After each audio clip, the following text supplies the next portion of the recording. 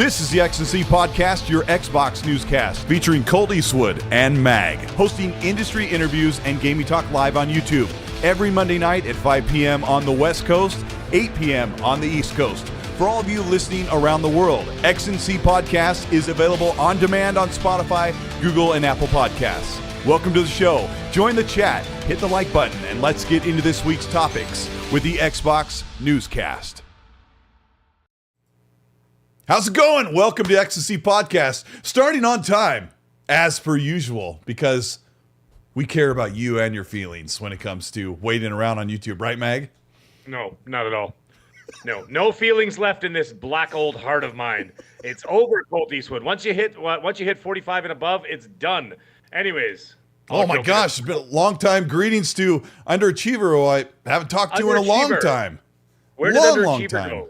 Where did you go, buddy? It's okay. It doesn't matter. It doesn't matter where you went. I'm going to assume he hasn't played much, if anything at all, but, new promotions at work and super busy. But if you've turned on your PC or anything, let me know if you've played anything. But welcome, everybody, to the show. This is episode 141. So we've been cranking right along. Welcome to the show. It's been an interesting week. It's not for the faint of heart. There will be quite a bit of PlayStation discussion as well as we sprinkle in what's been going on with Xbox, and we're going to kind of dive into that the best we can. Meg, how you been? What have you been playing? What's been keeping you entertained throughout the week? I got my completion on Resident Evil 3, the remake, of course. 7 runs it took, kind of like after a night at Taco Bell. Anyways, I did 7 runs, and stupid. And, so that's done. I moved on to, I know I said I was going to do Assassin's Creed Mirage last week, but now I'm finally getting into it this week.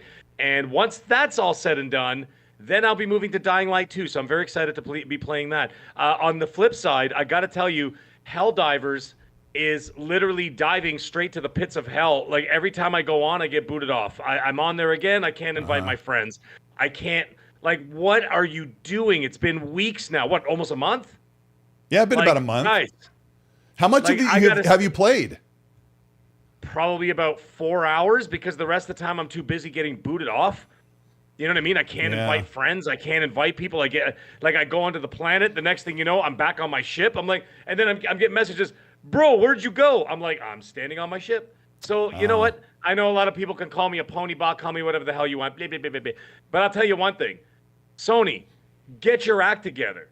This is essentially a first-party game, even though it's not theirs, but it's still a first-party game.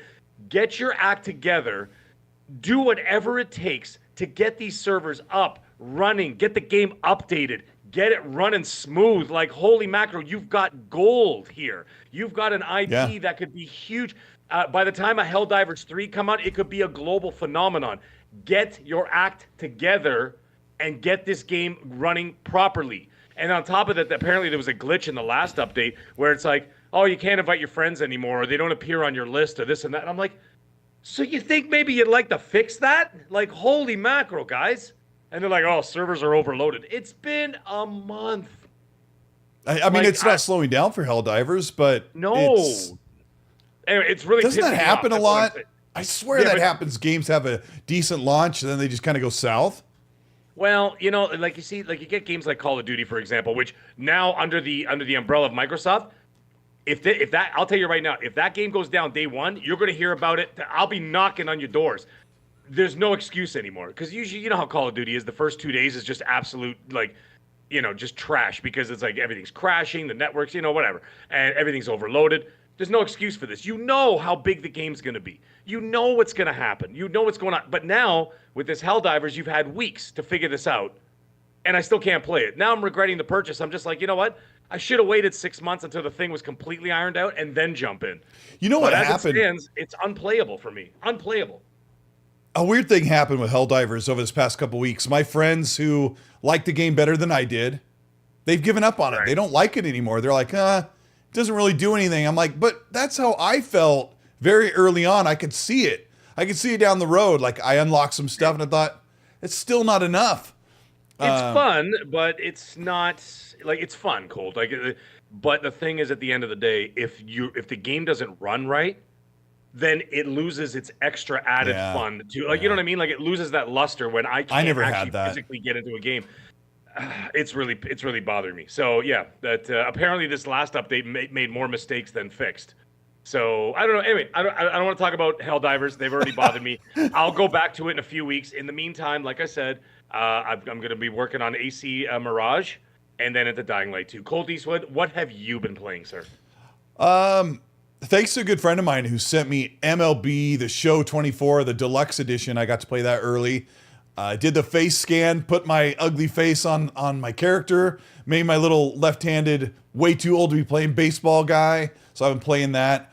Also been playing Banisher's Ghost of New Eden, which has been pretty cool.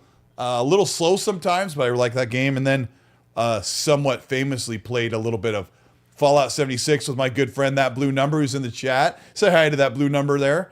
And with our other good friend, Dante. And we just, I don't know if anybody heard, but we kind of played with, we kind of ran around the game in a party with Phil. So that was, he's been playing it lately, so I just hit him up and he joined us and we played public events and we did some quest stuff and it was pretty fun. And then a couple people from Xbox that I know jumped in there and we had a nice little party. It was pretty fun and kind of talked to them a little bit about Fallout 76. You know, they've got the TV coming, the TV show's coming next month.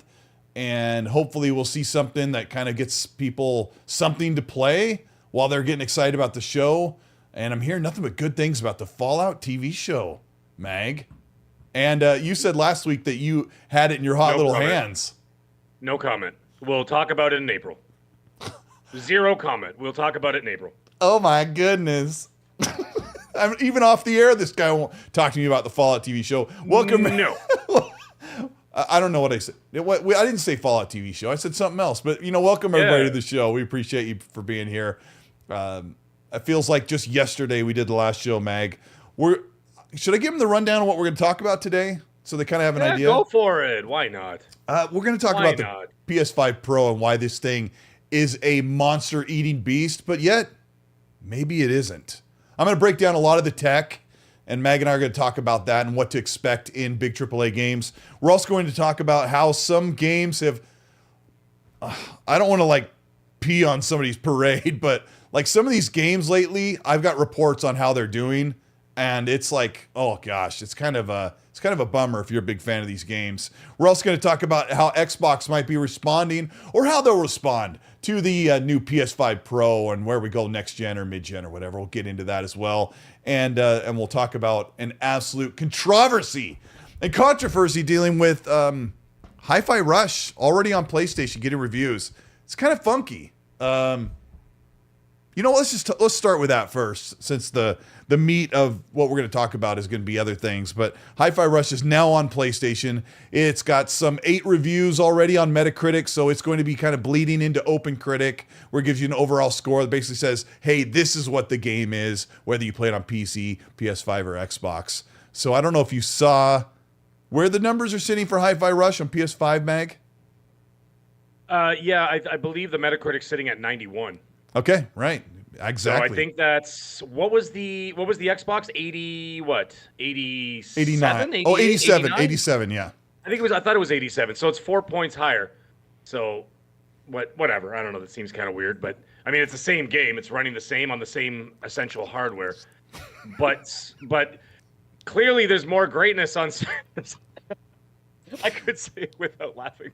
I know. Clearly, there's more greatness over this. So thinking, Xbox tax. I knew it. They're Xbox taxing their own game. Unbelievable. Yeah, well, you heard it here first. The Xbox tax is real. You should have brought that up with Phil when you're playing Fallout with him and be like, so you guys Xbox taxing your own game now? So it's rated higher on PlayStation and less on Xbox? You know what one of my friends told me? He's like, did you ask Phil any of the hard questions? Like, what are you guys doing about the games? What are you doing about the console? I'm like, no, you don't do that when you talk. No, you're playing a game. Guys, listen, I've played with some pretty famous people. I've met famous people, this and that, and I've done all that kind of stuff too. But I can tell you this. the one thing you don't do is bring up business because you're there to have a good time, right? So if you're in a social setting, you're even at a game show or an award show or anything else, and someone's sitting next to you or at the table next to you, you give them a nod of the hat, you say hi, you do this, but you're not going to start interviewing them while you're playing games. And or you know what would be really cool? You know what you guys should do? You know what'd be really cool? Is if you put out a brand new PS5 Pro killing console tomorrow. Can you guys do that? Can you do that tomorrow? Let's do it, Phil, or I'm booting you out of the group. Come on, how hard is it? Just make it. Just make it. Just make it already. The Hi-Fi Rush thing, there was kind of a mixed reaction from Xbox fans, PlayStation fans alike, where they were calling foul. And you got it right. Foul? That there was like an Xbox tax. And, you know, when you were just saying Xbox tax, of course, Mag and I are totally tongue-in-cheek because here on this podcast and on where we talk about gaming, we don't really feel fully on board with the Xbox tax. Of course, right, Mag, we think there's a bias here or there, but I don't know how far it reaches. So there's always a bias everywhere you go in everything that you do. There's always the more popular kid in the class. There's always the better looking girl. There's always the better looking boy. There's always, you know what I mean? There's always going to be the school jock. There's always going to be the homecoming queen. It's just the way it is, right? Yeah. However, I don't want to get into it now, and we're not going to get into the Xbox tax thing. But you know, there's a lot to be said about quality of games. So when you start stacking those up against your competition, is it actually at the Xbox tax, or is it actually just a lack of consistency? But anyways, that's a story for another day. We're not going to get into it. I want to. I mean, maybe we will dip into that a little bit later. I feel like we've been dipping into that a lot over the past couple of weeks. And I'd like to see it fixed. I'd love to see it fixed. I want to see. Nobody, like, I know people can talk all they want online and this and that, and especially Twitter and all that stuff. But at the end of the day, you need all these people to do well, and you need all these companies to do well for not because you have to justify your purchase. That means nothing. Okay, it has to do with the fact that you're trying to keep the ecosystem healthy for everybody. Right? So if Nintendo's doing well and Xbox is doing well and PlayStation is doing well, you need all those things to happen in order to keep the industry flourishing. And then that pays off in dividends towards us, the customer. We are customers. We don't work for these companies. We don't go to sleep with our Xboxes or our PlayStations. We don't make love to them. We don't, well, some of us do. But you know, it's me $6. But anyways, in all seriousness, what it is at the end of the day is that if they do well, we do well in terms of what we get. And of course, what does that breed? Competition. Competition, of course, breeds excellence, which of course brings us at the end of the day better games and better quality hardware. And that's what we want.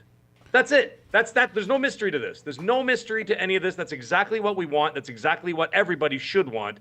Nobody wants any brands to die. Yeah, yeah. Well, I mean, with this Hi-Fi Rush thing, like just a year ago, Xbox had a really highly rated, well-loved game in Hi-Fi Rush, but there was sort of an inconsistency, Mag, as the reviews went out. Push Square, a prominent PlayStation-centric website, journalist site, and Noisy Pixel, who I'm just getting familiar with this week, they both put out that. What's that?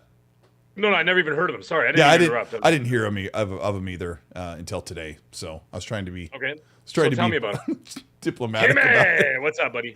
Yeah. Wait, before I do that, let me just take a minute to give a big shout out to Matthew Barrows, Udana Kizada, the Sosa is in the chat. Who else we got? We got Lotus Esprit who's in there, who waves hi to Udani, who's an amazing channel mod who's here every week, holding the fort down with Happy Bomb, Pushing Polygons, our channel sponsor, Pushing Polygons, and who else we got? We got tons of people. Cyber Gunter. Everybody, thank you for being here. We appreciate it. Hit the like button if you're going to enjoy the show tonight. We will promise to deliver for you because everyone needs to be cheered up in just the right way. But let's talk about Push Square and Noisy Pixel, who both put out reviews for the Hi-Fi Rush game, and they gave it really high marks. Noisy Pixel gave it a 95 out of 100. But the problem, Mag, is that these two sites both claim to have not got a chance to play Hi-Fi Rush on their Xbox or PC, and they were exposed by Xbox fans who showed them saying that they had tried the game on Steam or PC when it came out and they didn't play it. They said they didn't get a chance to really try Hi-Fi Rush on Xbox, and then they had to backpedal and say, well, okay, yeah, you got me. I did play it before. Here's the problem. One of them refunded it on Steam because they played it like in the first hour or two, because on Steam you get 2 hours max, and they refunded it. They didn't like it. Now they were given the game to play it for review for the PS5, and they not only didn't refund it or stop playing, but they loved it and gave it a 95 out of 100. And what this means to me is it makes a journalist like them look like and this coming from me of all people, a total and utter fanboy to say, I didn't like it on PC because it wasn't on my PS5. And once it was on my PS5, everything was just wonderful. The haptics, you have the haptics of the controller, and my little trophy pop-ups are there. I just love it. I just love it. And so they're getting called out for this because you got a refund on Steam. Why? Because you don't want to play on your darn PC. Hey, maybe your PC sucks. I don't know what your situation is, but you played Hi-Fi Rush and you're like, nah, not for me. But once it came to your PlayStation, all of a sudden it was sunshine and rainbows. It was the most glorious experience. Hey, you're allowed to be totally won over by a game, but this kind of reeks of a really inherent bias for you had to play it on the console that you sleep with every night. And that's what made all the difference in the world. Maybe there is an Xbox tax. Maybe. Meg, I mean, I'm kind of pushing it extra when I talk about this because people are really frustrated at this kind of sentiment when it comes to a big first-party game, especially one that Phil just said, yeah, give it to them. Just give them everything they need over there on PlayStation. Is this the first time you're hearing about these two websites saying we didn't play it, but then they got exposed that they actually did play it? No, I didn't hear that because my news coverage this week was getting overshadowed by mid-gen refreshes and next-gen. Which we'll get into.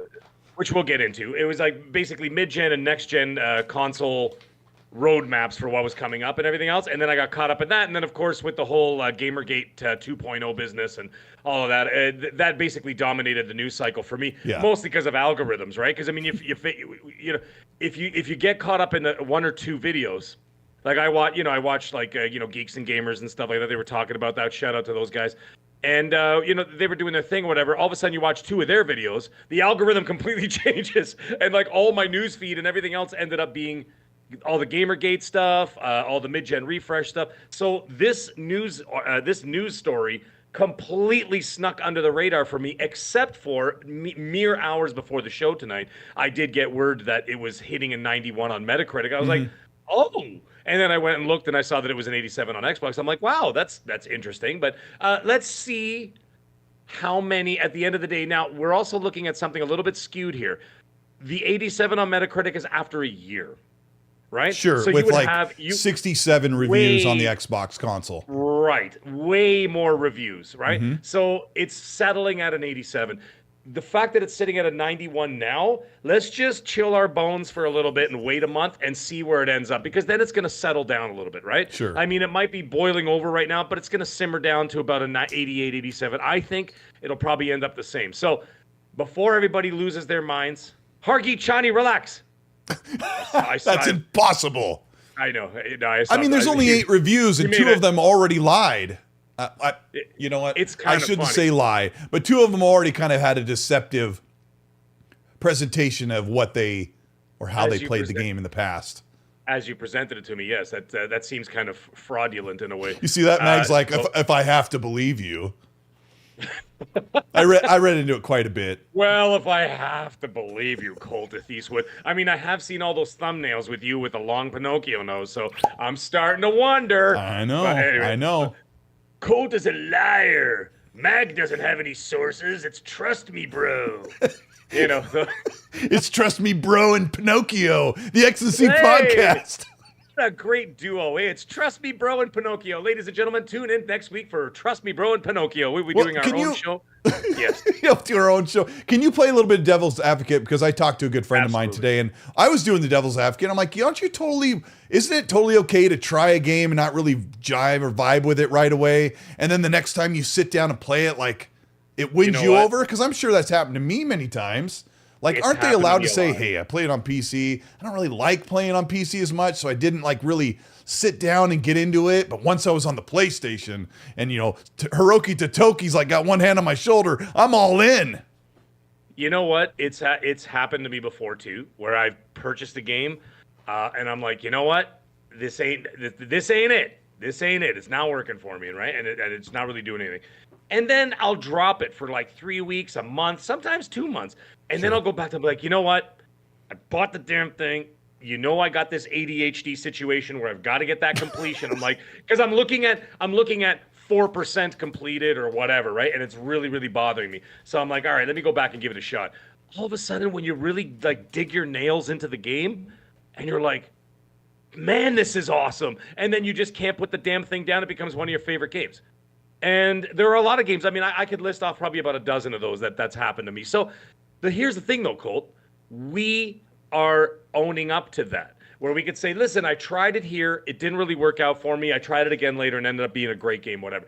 But it sounds like, correct me if I'm wrong, chat or Colt, correct me if I'm wrong. It sounds like these people are trying to hide the fact that they played it and refunded it. And now they're like, oh, well, nah, we're playing this game and it's great. Oh, that other stuff, we just push it under the rug like what they did last year? Or am I wrong? Are they being a little bit deceptive, or am I reading into that too much? Like I said, this is all new to me. I mean, I'm reading it kind of like you are. Like, okay. there's a half of me that's like, this is kind of deceptive, but then again, I can see someone saying, hey, when I'm at home on my console, right. You know, and how about this? Maybe when they played Hi-Fi Rush last year, they don't want to play it on Xbox, which could be biased, and sure, why not, right? But they play it on PC, so they get it on, they ask for a code on Steam, and they're like, I don't really like playing on PC because maybe their PC's in a different part of the room or a different part of their apartment where they normally don't sit down and do their thing when it comes to playing games. Maybe it was in a place where they couldn't capture it properly. Like maybe like, oh, I've got my capture card routed through my thing for my PS5, and I've got the setup all right there, so I can do reviews like I always do. And if I get an Xbox game, I have to totally change up how I do things, and then I'm just not comfortable. I don't feel like I'm in the zone. And that was my devil's advocate. But it's like to see them have to backpedal and say, oh, okay, yeah, I did play it last year, but when I played it on my PS5, all the magic seemed to come together, and it just really screams of not just a bias, but really a fanboy thing where you've got journalists or big podcasts, like way bigger than the ones that are in our immediate community. They're like, well, Indiana Jones, but I want to play it on my PS5. And like the whole panel was like, yeah, I want to play it on my PS5 too. I want to play it on the PS5. It's like, I mean, okay. This goes back to that whole thing about exclusivity. Xbox literally lets you play that game almost anywhere if it's a first-party exclusive. You have all these options, but no, the fanboy media and journalists that we have to deal with from time to time, there's a small segment of them. I love almost all the people that are on the journalist side. I talk to them. I really respect them. I don't hear them say things like this. I want to play it on my PS5. I love these journalists. I just want to play the game. I just want to see if it's good. And everything just has to be right there. I just play where the games are. Like, I don't get like I mean, unless you're in a situation, like a financial situation where you could literally only afford one console, you know, that one area to play, that makes sense, where you'd be like, oh man, I really wish I could play this on my, you know, fill in the blank, whether it's Xbox, PlayStation, or Nintendo. Darren Barnes, you scumbag. Mag doesn't have any sources. Trust me, bro. You listen, I have a lot of sources. And you know what the problem is? The people who say I don't have sources or I don't have this and don't have that is because you don't like what I'm saying. That's what it boils down to, goof. Anyway. Or people just want to know who the heck your source is so they can say, like, I can believe in it, but it just doesn't really work that way. That doesn't work that way. You don't tell me. That's like, we have government secrets. Yeah, tell us who it is, CIA. Oh, here they are. They're right here. We're going to put them on primetime TV with their names and their addresses. Get the hell out of here. Anyways, the problem is the reason why people get so pissed off, or they say, like, you know, oh, they don't know what they're talking about. They don't even report, is because they don't like the answers. I believe Samuel L. Jackson said it so well and so eloquently in the early 90s when he said, if my answers frighten you, then cease to ask scary questions. What was that from? Pulp Fiction. Oh, I love that movie. I thought you were going to say, hold on to your butts. No, that's Jurassic Park. But anyways. That's a tasty burger. That is a tasty burger. Yes. By the way, somebody going to buy me Gollum so I can get the 100% on that, please. Gollum. I saw you guys on Twitter talking about it. They're like, oh, we got to buy Mag Gollum because he 100%s everything. I'm like, that's fine. Get me Gollum. I will 100% it. Bring it on. I don't care Yeah. what system. Well, any system, but Nintendo. I don't think Nintendo has it anyway. But I anyways, put a- back on to the subject at hand. Carry on. Sorry. Yeah, I mean, I don't know if there's much more to say other than Hi-Fi Rush's Open Critic score might go up a point, maybe with high marks on PS5. I hope it does well. I hope it does well. I'm I sure hope a lot of people buy it and play it. And then, you know how that benefits the Xbox community? If it does well on PlayStation, it gives them the motivation not only to bring more games over to PlayStation, which will, that is a thing, because it's only, like I said, we talked about that last week, how this is going to embolden them even further, which is fine. They can do whatever they want. It's their business, not ours. But the thing is, this also benefits the Xbox community, because what ends up happening is if it sells well on PlayStation, then they're going to make a sequel. I think and then you get you know what I mean? They're supposed to make a sequel. I think that's why they did this, is they want to make sure that they're emblazoned to make a sequel and then put it on PS5 a year later, which is... Go for it. Do whatever you want. But you know what?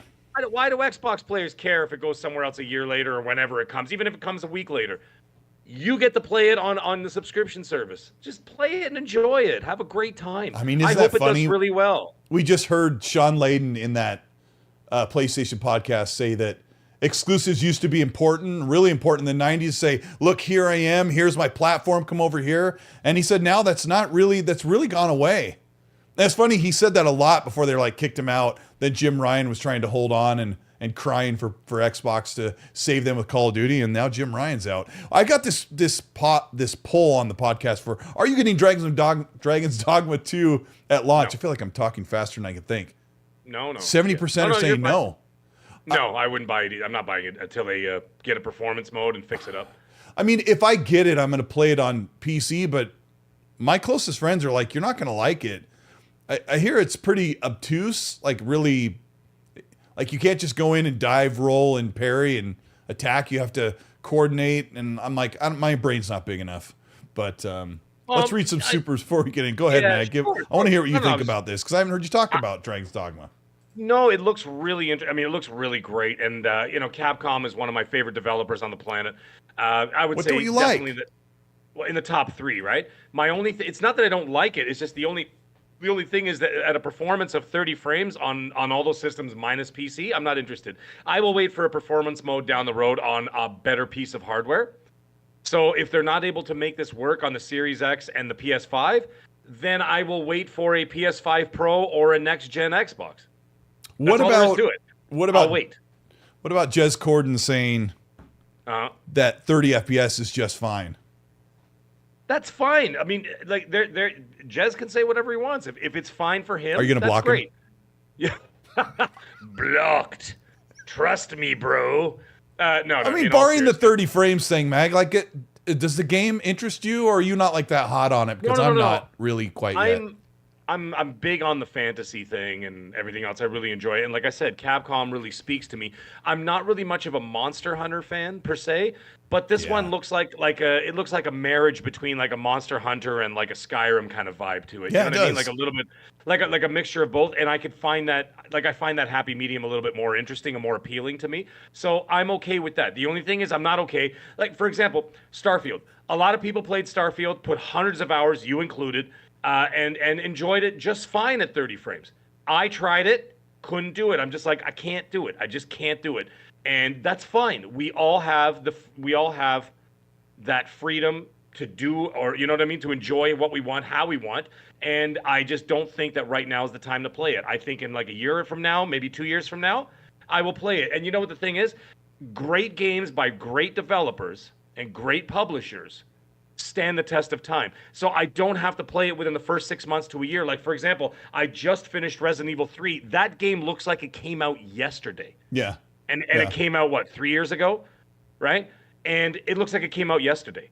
I played... 3 or 4 years ago. Yeah. Right. And down the road, probably another maybe 6 months to a year from now, I'm going to be doing the Resident Evil 2 remake. I get burnt out on Resident Evil when you do 7 runs of the same game. I'm I need a break. I'm gonna go play. Well, I had to do the completion. So the S rank on Inferno was man, that was something. Anyways, and so I give it a rest, right? So a great developer can stand the test of time. So I don't mind waiting another year or two to play it and play it with all the bells and whistles and everything else on better hardware. Yeah, and I think I'm going to have to really carefully like sit and watch a couple of reviews, like ACG's review when it comes out for Dragon's Dogma, and maybe Skill Up's. Like those are some of the bigger reviewers that I watch that I sometimes align with. So normally I don't really need to look that close. Like I know it's my game, or if the score is just about right, I'll jump in and spend that 70. But for some reason, Dragon's Dogma is really on the fence for me. And chat, let me know. I'll try and keep an eye on the chat as well while we move forward. Is there a reason? Tell us the reason why, if you're not interested. Is it the 30 frames? Is it the genre? Or is it like what you've heard about the combat? Tell us why you don't, if you don't want to play Dragon's Dogma. Special thanks to Lotus Esprit. They sent 20 channel memberships to the XSC and Colt Eastwood channel. Thank you so much for doing that. There's a long list of people that will now get early access to the channel and monthly merch giveaways, which I have to catch up on. But thank you so much, Lotus, for doing that. We really appreciate your support on the channel. It means a lot, and it gets everybody involved. And, you know, with the emojis that you get as a channel member. Sith Lord, who is our good friend, who says, Colt the man with 69,000. I hit 69,000 followers today on Elon Musk's Twitter platform. What a great place to be on. Thank you so much, Sith Lord. Tall Geese Zero, thank you for the Canadian 5, says, what's the take on Ghost Recon potentially going back to a first-person shooter, Mag? What? I haven't heard of that. I didn't hear that either. They were doing something in one of the older Ghost Recons, like I was hearing about it, like Advanced Warfighter being talked about again, but oh man, that was such a great game. But that was third person too, wasn't it? Wasn't it third person? Yeah, I think I'm trying to remember if the first one on the original Xbox was a first person, third person hybrid game. But I think the original PC game from like 15 years ago was an FPS. I don't know if you remember your. And then it went to third person when you like went behind cover or you did things of that nature, right? Like if I was not mistaken, like kind of like what was that, Rainbow Six Vegas? Remember that, where like you could scan your own face in the game and stuff? That was awesome, by the way. Why don't they do stuff like that anymore? By the way, the scan face. Like what the hell? I mean, MLB does it. I did MLB and I have like a little zit on my face and it came through perfectly. I'm like, I didn't want that in there, but yeah, it's kind of cool. But it's funny, like it scanned my face really well, but I had this really round, well, let me look at my face in real time. My face is kind of round, but it's close. It's close. You can make it work. Jez Corden says, I play games, not frames. Thanks, Nerds and Other Legend, for the super to say, here, I'll hit the like on that. Yeah, Jez is all about play games, not frames. But to Jez Corden's credit, shout out to Xbox 2, the podcast that I sleep to. I thought you were going to say, I thought you said I sleep with, but I'm like, okay, never mind, you sleep too. Okay, all right, sounds good. Occasionally, but to Jez's credit, like it doesn't bother him when he turns the camera and it looks like a flip book. But me, it does. Hey man, and like I said, I can't do it anymore, Colt. Have you played 60 and you played 60 consistently, and then all of a sudden you go back and it looks like the character's doing the robot in the 1980s like strobe light dance floor? It's like I don't really think it's an elitist thing either. It's just. It literally feels like a flip book when I turn the camera on a 30 frames game. Can't do it, man. I literally get eyes, like my eyes hurt when I scan around. I'm like going, oh my God. And maybe because my eyes are getting older, I don't know. But I literally get eye aches from it. It bothers the hell out of me. I'll tell you this. Fast frames, man. Yeah. I'll tell you this. If you play a game at 30 frames, every 33 milliseconds, every 16 milliseconds, you're missing visual animations and information in the game. And that's really what it's all about. When you're playing at 60, you're seeing everything you can at all times. And from your eyes to your mind, you're seeing animations, movements, things as you move the camera. And when you switch it to 30 frames, you're now getting half the visual information. When I'm playing like a fast combat game, like if I'm playing Assassin's Creed Odyssey, I made that Assassin's Creed video. I was looking at my old footage before it went to 60. And when Cassandra's like swiping around and doing all this stuff, like it's really hard to see the swipes of the arms and everything moving, because at 60, I'm used to seeing all of it. And now I'm automatically losing half of the visual information. Your mind still makes it up. I watched a great video about how films run at 24 FPS, frames per second. And they do this to trick your mind into seeing still frames, which is just like you see them on any other videos where it's just tricking your mind into seeing motion. But why would you have it? It's 30 is like, I don't know. Movies are different. It's a whole different mechanism of how movies are displayed too. Right, but also the thing is, but the thing is, when it comes to film or when it comes to a game is an interactive experience. It's something that you're controlling. So it's a hand-eye coordination. So therefore, you need to process it faster and that way. Whereas a film is literally just for observation, and therefore, what it does is that it tries to mimic what we see in the world. You know what I mean? Like in the world, the way it is. And you see what happens when you try to speed up a film. When they tried to do like 60 FPS, or sorry, not 60. Right. They tried to do 40, what was it, 42, 40, 44 frames? Yeah, I can't remember. For The Hobbit, yeah. People hated Hobbit, it. And then they hated it because it had what everybody likes to call the soap opera effect. It looks like a soap opera. It doesn't look like, like a matte finished film. It doesn't look filmic. Is that the word that we were looking for? Yes, the reason why movies... Filmic?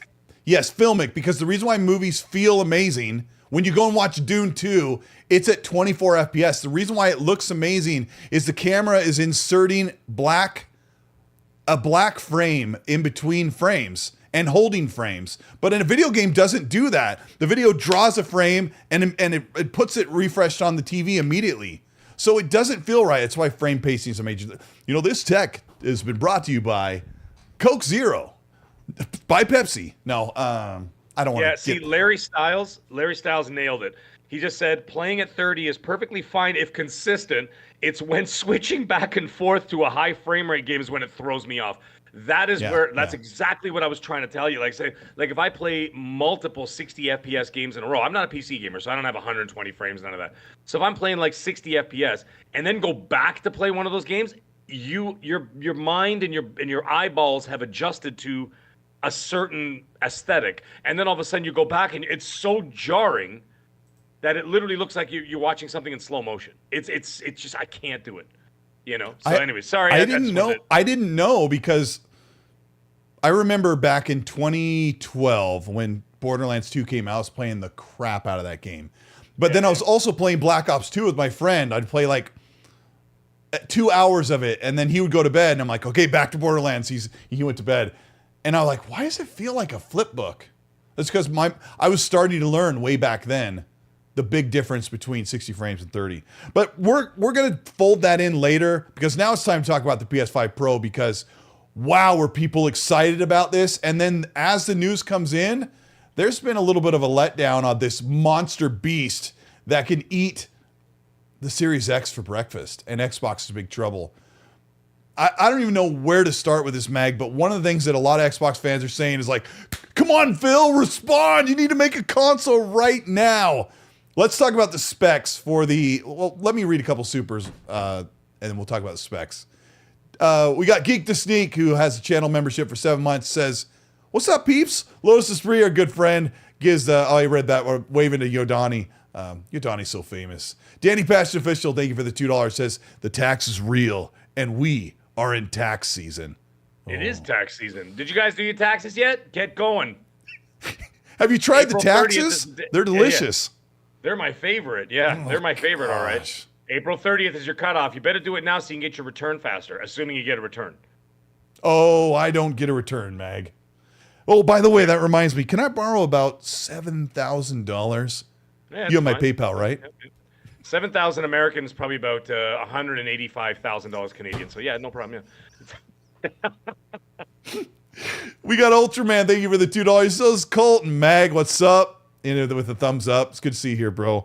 I've been keeping a close eye on the feedback for the channel, and sometimes people like us, sometimes they love us. So we appreciate it. We got Byro Gyro. Thank you for the $5 super chat. Dragon's Dogma, well, it's DDGMA2. Yeah, Dragon's Dogma looks good. I just have so much on the backlog. It's not the epic I have time for. Well, Byro Gyro, that's really up to you. What do you want to play more? Sounds like Dragon's Dogma 2 is not on your high priority list. Yeah. Dude, do what I'm doing. Play your backlog. You got great games in there, I'm sure. you're not missing out on anything. And by the time you're going to get around to these games anyhow, they'll be 50% off. Don't even worry about it. Play your backlog, make yourself a game plan, no pun intended, and play your games and get through your backlog and enjoy it. Don't do it as a chore. Do it as fun. You bought them to enjoy yourself. Do that first. Get the Dragon's Dogma next year. You and I will play at the same time next year, sometime in 2025. If you can fight the FOMO that we always artificially create for... Fine. Like, I'm not quite sure if Dragon's Dogma is going to be like, you have to play it. Like, it might get mid 80s or high 80s. It might be, people may say, you got to play Dragon's Dogma. Maybe they will. But if you can withstand the FOMO, if you're not totally sold, pick up a game when it turns to 40 or even 20 bucks. The only time that I would utilize a game I purchase a game day one that absolutely doesn't matter when, is Call of Duty, because you want to catch that wave at the beginning when everybody's on and everybody's playing. The excitement's there. You know what I mean? Yeah. And so you don't want to miss out on the multiplayer experience. But but single player games and all that, they can wait. And the best thing actually is these days, it's actually, excuse me, I had a hiccup there. The best thing to do is wait. You know why? Because then they're going to patch it, update it, fix the glitches, work out all the bugs and all the kinks and everything else. By the time you get to it, the game is running as smooth as a baby's bottom. And it's half the price. And half the price. And they made all the fixes. So instead of you being like, the test, whatever, the lab rat, the one that's basically. But don't you want to support the devs? No. Well, I mean, I do. They're still getting the money from me, but it's just not as much. Yeah. But the thing is, at the end of the day, instead of being the guinea pig and then having to deal with guys floating in the air when you're doing this game and cars shooting off into outer space and whatever else. Yeah. And then people doing the Jesus pose and flying down from the heavens. I'm like, who's this guy now?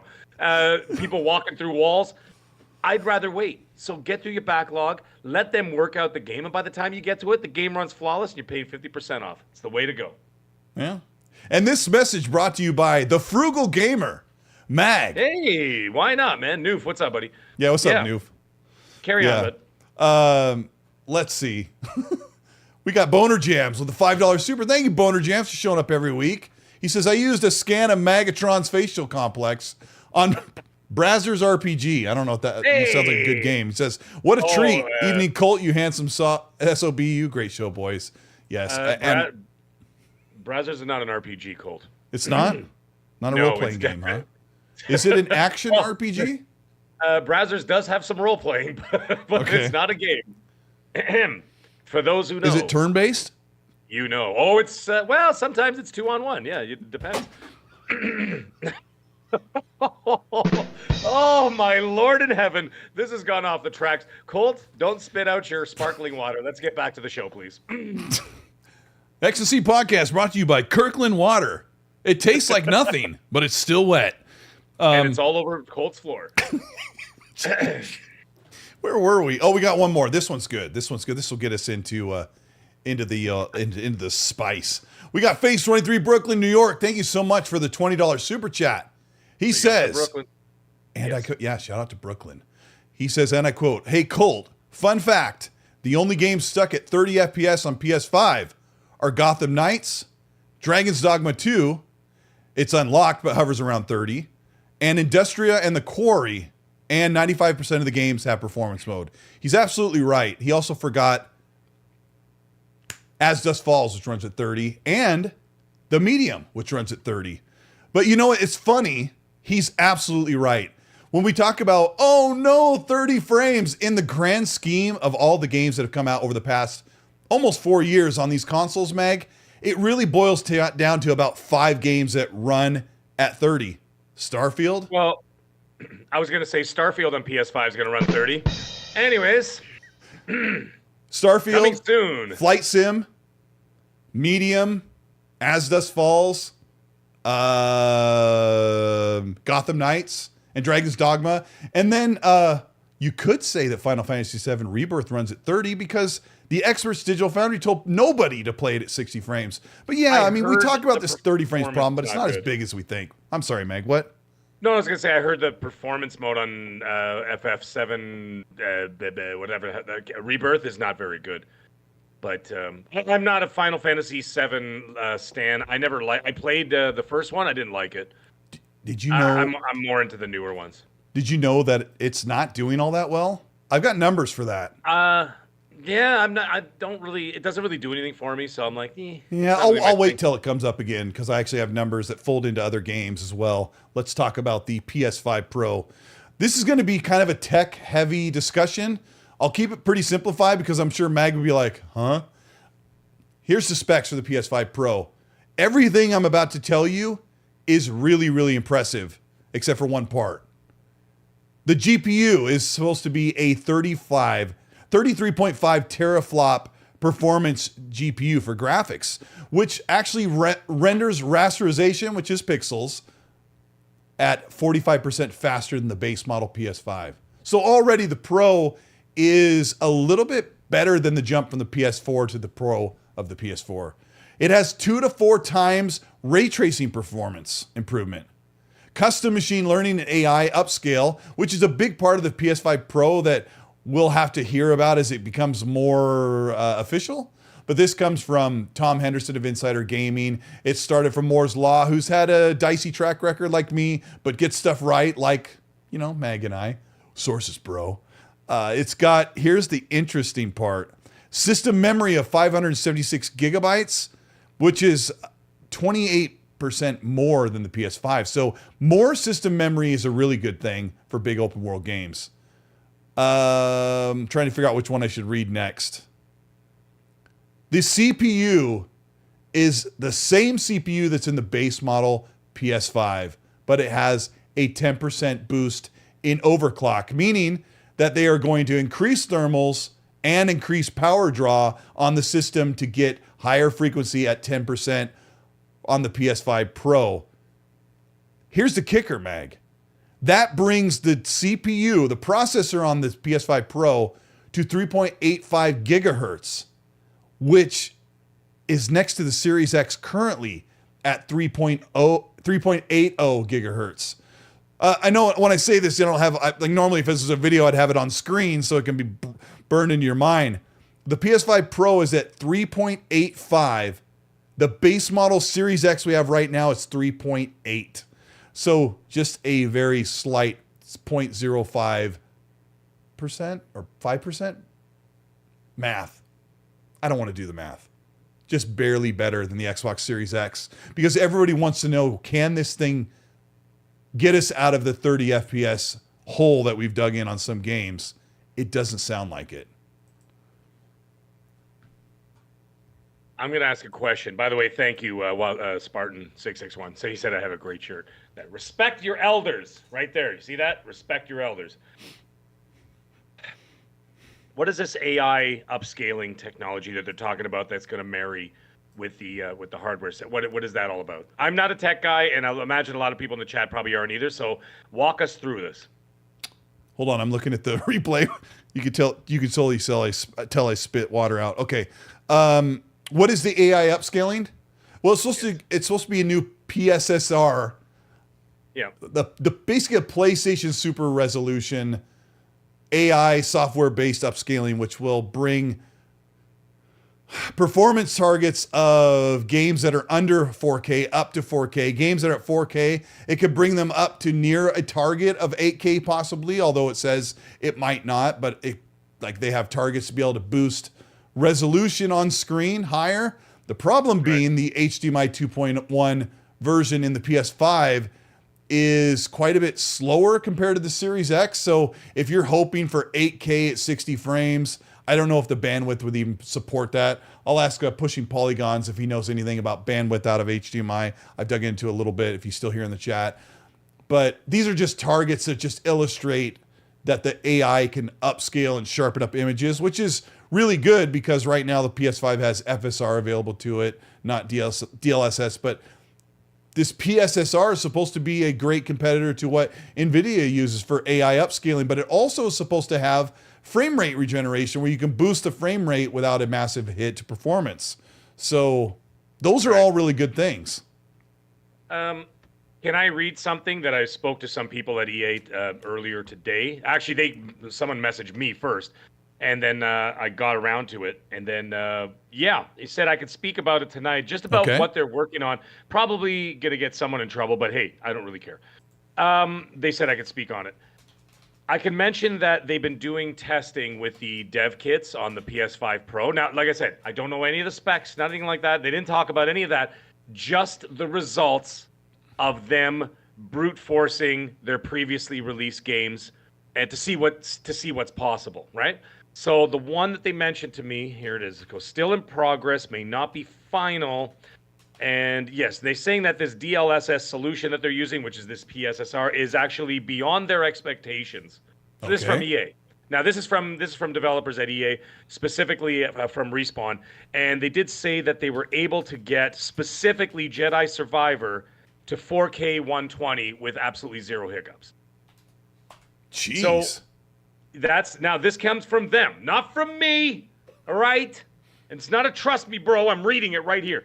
You can mention Star Wars Jedi Survivor is running at 4K 120. He says you can mention it on your podcasts since it's already starting to leak anyway. So someone else actually got their hands on this information. So this isn't bull crap. This is actually going to be, I think Insider Gaming's also talking about it.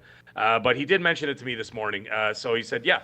So in the end, like I said, I don't know the hardware. I don't understand the hardware. All I know is at the end of the day, what's the final result? So for me, from now until they release this thing and when they talk about it, what's really going to sell people on whether they're going to buy this thing or not is the final result. If you can, without doubt, say, listen, because like I said, the majority of people don't know this stuff. They don't want to know this stuff. They don't care. They don't care. They don't care about resolution, frame rate. You could T-flop all day long and this and that, whatever, and you're going to be like, oh, mesh threads and all this other stuff. Nobody knows what that stuff is except for like 4% of the population. And so the rest of the people just say, okay, don't care about how many threads, don't care about this and that. What's my game going to look and play like? And that'll determine if I'm going to fork over money, right? And you know what's going to be the big kicker for all of that? You know what's going to be a big thing? And I talked about this earlier today with some of the guys in the Primetime Gaming chat. Shout out to those boys. And we were talking about it today. I'm like, you know what's really going to do it? When they start talking about Grand Theft Auto 6. Because it's not 100% confirmed, even though some of the developers and some of the people at Sony Bend were talking to this guy, talking to that guy. They're saying, oh, it's already in the bag that Sony's got the marketing. However, if you do look back at the history, Sony has had marketing with Rockstar since Vice City. So, you know what I mean? So I don't know. I mean, like 11, and like 10 games in a row. I doubt that all of a sudden on the 11th game they're like, nah, we're done with you guys. I have a, so it's pretty obvious. It's most likely going to end up on PlayStation. Not guaranteed, but it's the point is that they can come out and say definitively that Grand Theft Auto 6, which is presumably going to be the game of the generation for real this time. Sure. When people sit back and they say, listen, you could play it on the PlayStation 5, you'll be able to play it on the Switch 2, the Series X, the Series S, at this. But if you want to play it at absolute 4K 60 or whatever the hell they want to do with that, and this and that without interruption, you're only going to be able to get it over here. That's where people are going to start forking over money. Okay, now... So at the end of it all... Sorry, go ahead. That's it. No, there's a controversy with kind of what you're framing. Okay. And I don't know if it's true or not. I can only guess like what could be the possible parity clause across consoles where here's the kicker, okay? How do I frame this properly? The whole like fear thing right now going on with console fans is like, what happens if Grand Theft Auto 6 comes out in 2025 or 2026 and it has a performance mode only on the PS5? Because you threw in a wrench that I forgot that next year they're going to announce the Nintendo Switch 2. Yes. I'm not sure if that game can announce it this year. This year? Yeah. Oh, for release next year. Okay, right. Yeah. So, yeah, gosh, we're getting really close to that announcement then. Yeah, it's coming soon. Let's pretend that Nintendo Switch is not going to get Grand Theft Auto 5 at launch or 6 because let's just say it's not that easy to make it run even on that brand new Switch. So right now it's out of the picture. So you're essentially looking at the only place to play Grand Theft Auto 6, the biggest game of the generation, certainly the biggest game to come out in 25 or 26, would be on an Xbox Series console or a PS5. Yes. Now, if this PS5 Pro is able to boost performance to get a game at 60 frames like Grand Theft Auto 6, which Digital Foundry is not convinced this game will run at 60 on the current consoles, and they've even sort of started explaining they don't even think the PS5 Pro, they have said this, they don't think the PS5 Pro would have the necessary jump due to compute units or whatever. Now we're hearing today or yesterday that the CPU in this Pro model that comes out at the end of the year is only having a 10% boost in frequency, which calls the frame to be rendered by the GPU. The CPU has to say, hey, GPU, I need you to be ready to draw and render everything you're seeing in that millisecond right now. And if the CPU doesn't have enough instruction time to do this, I don't understand this stuff very well. I'm explaining it the best way I can. If the CPU is held back, as they call a bottleneck, with a 10% boost over the base PS5, I still don't think. I mean, it actually cements what Digital Foundry said a couple weeks ago, that there won't be a performance mode on Grand Theft Auto 6, according to what they're saying for PS5 Pro. Now, I say it'll run at 60 if Series X and base PS5 have a performance mode at like 1080p or whatever, or a baked-in lighting performance mode for the base consoles. Then definitely, hang on, we reconnected. Hopefully you heard what I said. I'll repeat that part. I don't know if you're allowed to put a game on PS5 Pro with a performance advantage on just that one minority console being the PS5 Pro, but not allow it to be on the Series X and PS5. Now, of course, we've seen it done on the Series S, where those games don't get 60 frames modes because they can't do it. But is there a parity deal where Rockstar's like, no, we're not doing that. We're not gonna give an advantage to one console that's hardly on anybody's radar, because this game isn't going to PC. You can't throw in the PC thing yet. I don't know if that's true. I'm just putting that out. Do you have an opinion on that? Point, you know what? It's a conundrum, because what you presented is absolutely makes a lot of sense. Excuse me. That's what I was trying to say. Makes a lot of sense. The only, I can't see what the advantage of purchasing this console that could presumably be more than what the base model would cost, right? Mm-hmm. What would be the point? You know what I mean? So it's like at that point, I think that what they might do, I think that if they're able to squeak out any form of a performance mode, like you said, like maybe a 1080p 60 on like the series consoles and the base PS5, mm-hmm. then they could open the avenue and say, well, now you could play absolute native 4K ray tracing at 60 FPS on the PS5 Pro. Then you'll see people fork out money for it. But if it's not, if there is some form of any parity clause in there that not holds back, but yeah, kind of does hold back the game in any which way. Although it's really the game, not really the hardware, that does hold back a lot of these things, right? So kind of, yeah. You know what I mean? Like, it's not always. It's such muddy waters we're dealing with right now. Mm-hmm. Is that at the end of the day, people will not fork over that money if you don't see that final result. And that's where I'm looking at it from the consumer point of view, because like I said, I am not a tech guy. I'm just looking at, give me black and white what this thing is going to do, and then I will determine from there whether you're going to get my $700 or $800. You know what I mean? Because that's a lot of money. Because then you'd also have to presume that 2 years from now, they're going to start talking about the release of another console. So if you're going to dish out $700-800 now, Canadian, by the way, I should specify, for people to don't lose their minds. They're like $700-800 American. That's too high. Absolutely, that's a good discussion too. That would be too high. I think that they got to do the same thing as the PS4 Pro. So anyway, the point is that if you're going to dish out that kind of money with the knowledge that 2 years down the road you're going to get a PS6, there's got to be a damn good reason to fork out all that cash. Even for an enthusiast, that's going to be a tough sell, especially in the modern world that we live in now, where everything is like double, triple the price. So it's going to be 4 years for the PS6. Did you say 2? Like, it's probably 4 if they're doing a mid-gen. Yeah, that's fair. That's fair. So you're probably right. So can we talk about the price for a moment, Mag? Because sure. I'm gonna try and play both sides of the foreign money exchange for the audience, because how are we going to talk price if we don't know the real specs? I know these are leaked specs and whatever else at the end of the day, but it's got to be justified through performance. Well, it isn't really the specs that drive the price. The market is what sets the price more than anything, in my opinion. So if we're talking US dollars in North America, or in US dollars, okay? Okay. I'll try and make this simple.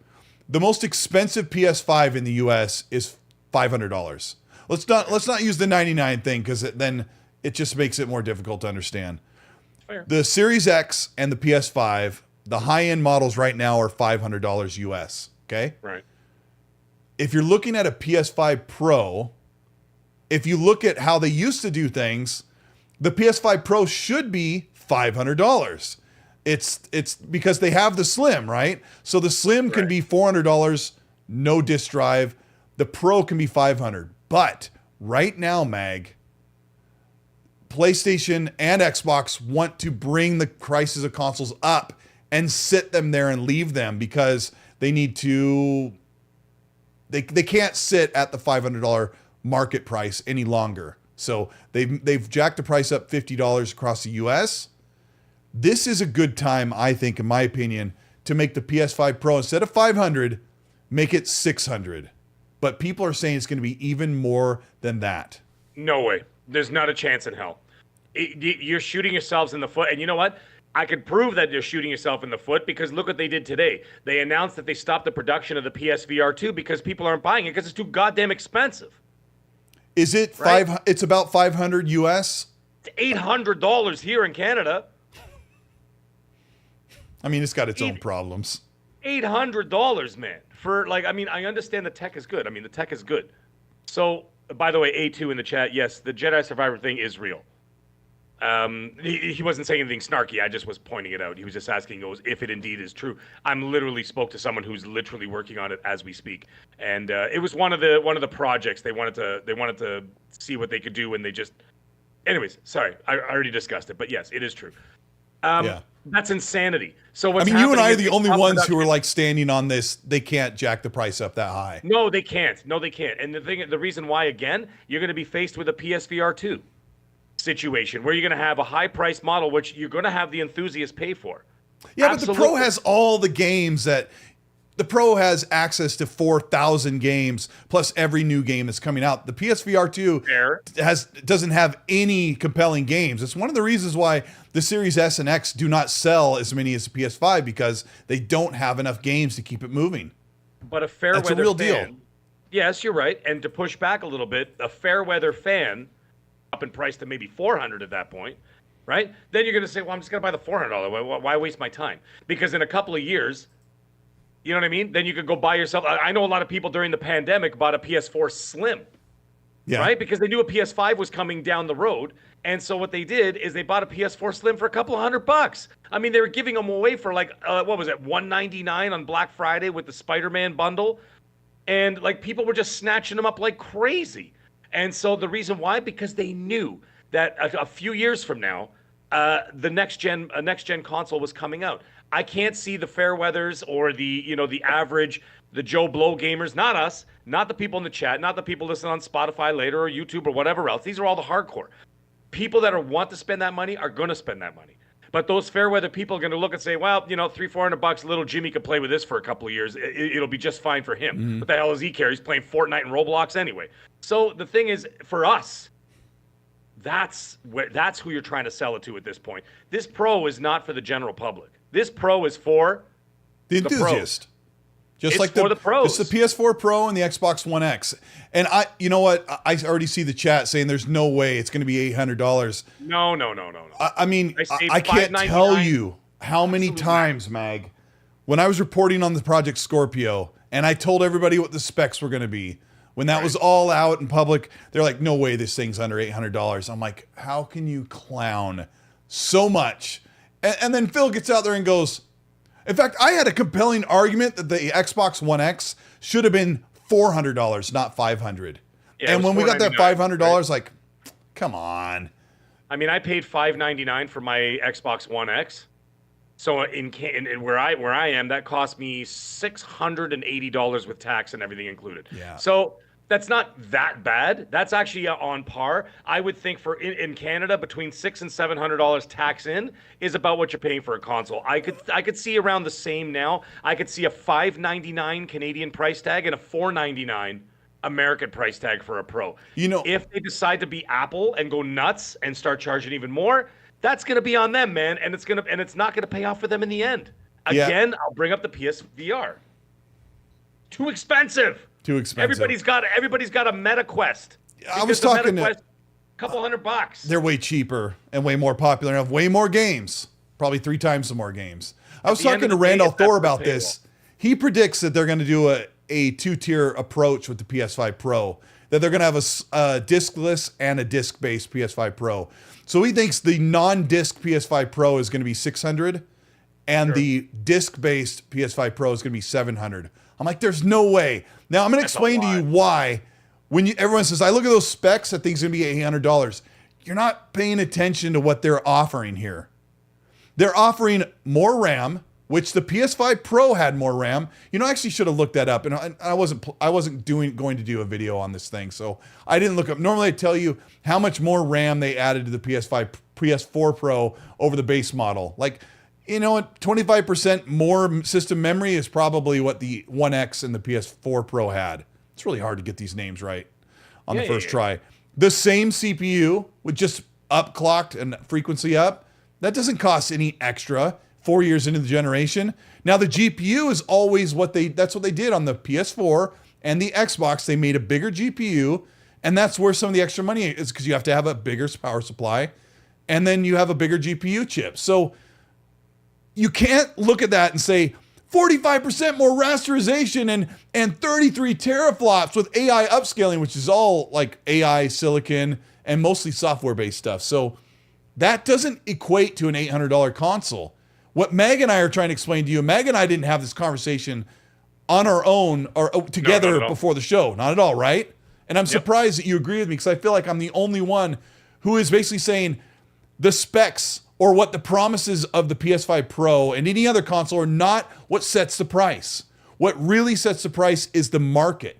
Now, the other issue that goes against me, or you and I, is that the PS5 Pro has to be priced to Hiroki Totoki's terms, because he no longer wants to lose or have small profit margins. So they do have to bring the console up. So when I say the PS5 Pro should be $500 starting or $550 in the US, let's say they got to start at $50 up. There's no way they're going to price that out of market, because it won't, like Meg said, it won't sell at all. So I think. Yeah, sorry. No, go ahead. No, what do you think? What do you think? Tell me.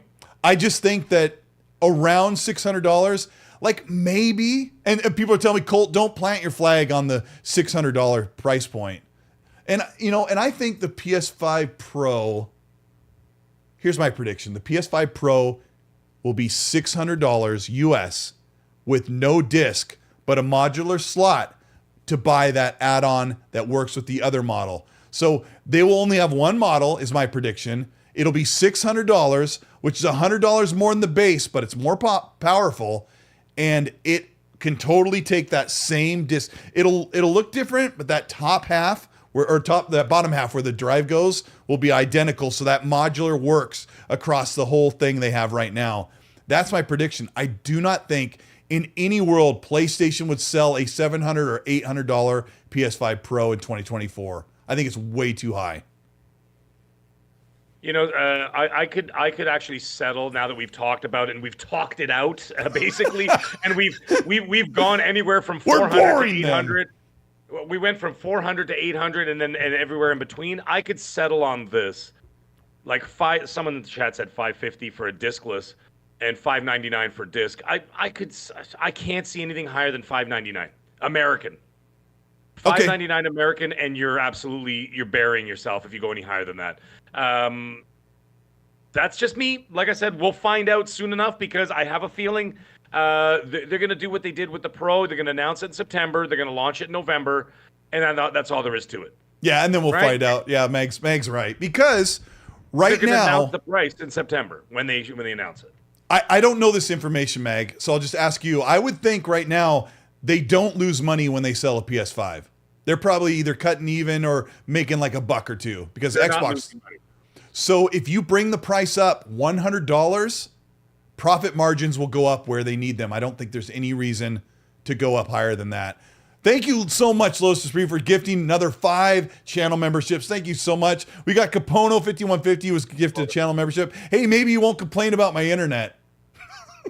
No, I don't know why it disconnects and reconnects once in a while, but yeah, everything's always been solid. I used to have the show over bit rate than what it should be, so it was always taxing the internet. But now I don't know why it disconnects. But we're at full green most of the time now. So yeah. Well, that one little blip, the last blip that came through, we were at 1,000 viewers. And we were? Yeah, it was at 997, and I'm like, yes, we're back up to our numbers. And then it literally dropped 122 people in like a split second, and they never came back. So it sucks, but it's okay. They were probably they never came back because they think that the PS5 Pro is going to be $800. I don't know. I just went through that whole thing when I was reporting on the Xbox One X, and of course that was 7 years ago, and prices have gone up. But I think a $100 jump for a console is probably closer to reality. That's fair. That's fair. I can't see anything more than that. And then we'll that'll set the tone for PS6 and the series, whatever the hell they're going to call the next iteration.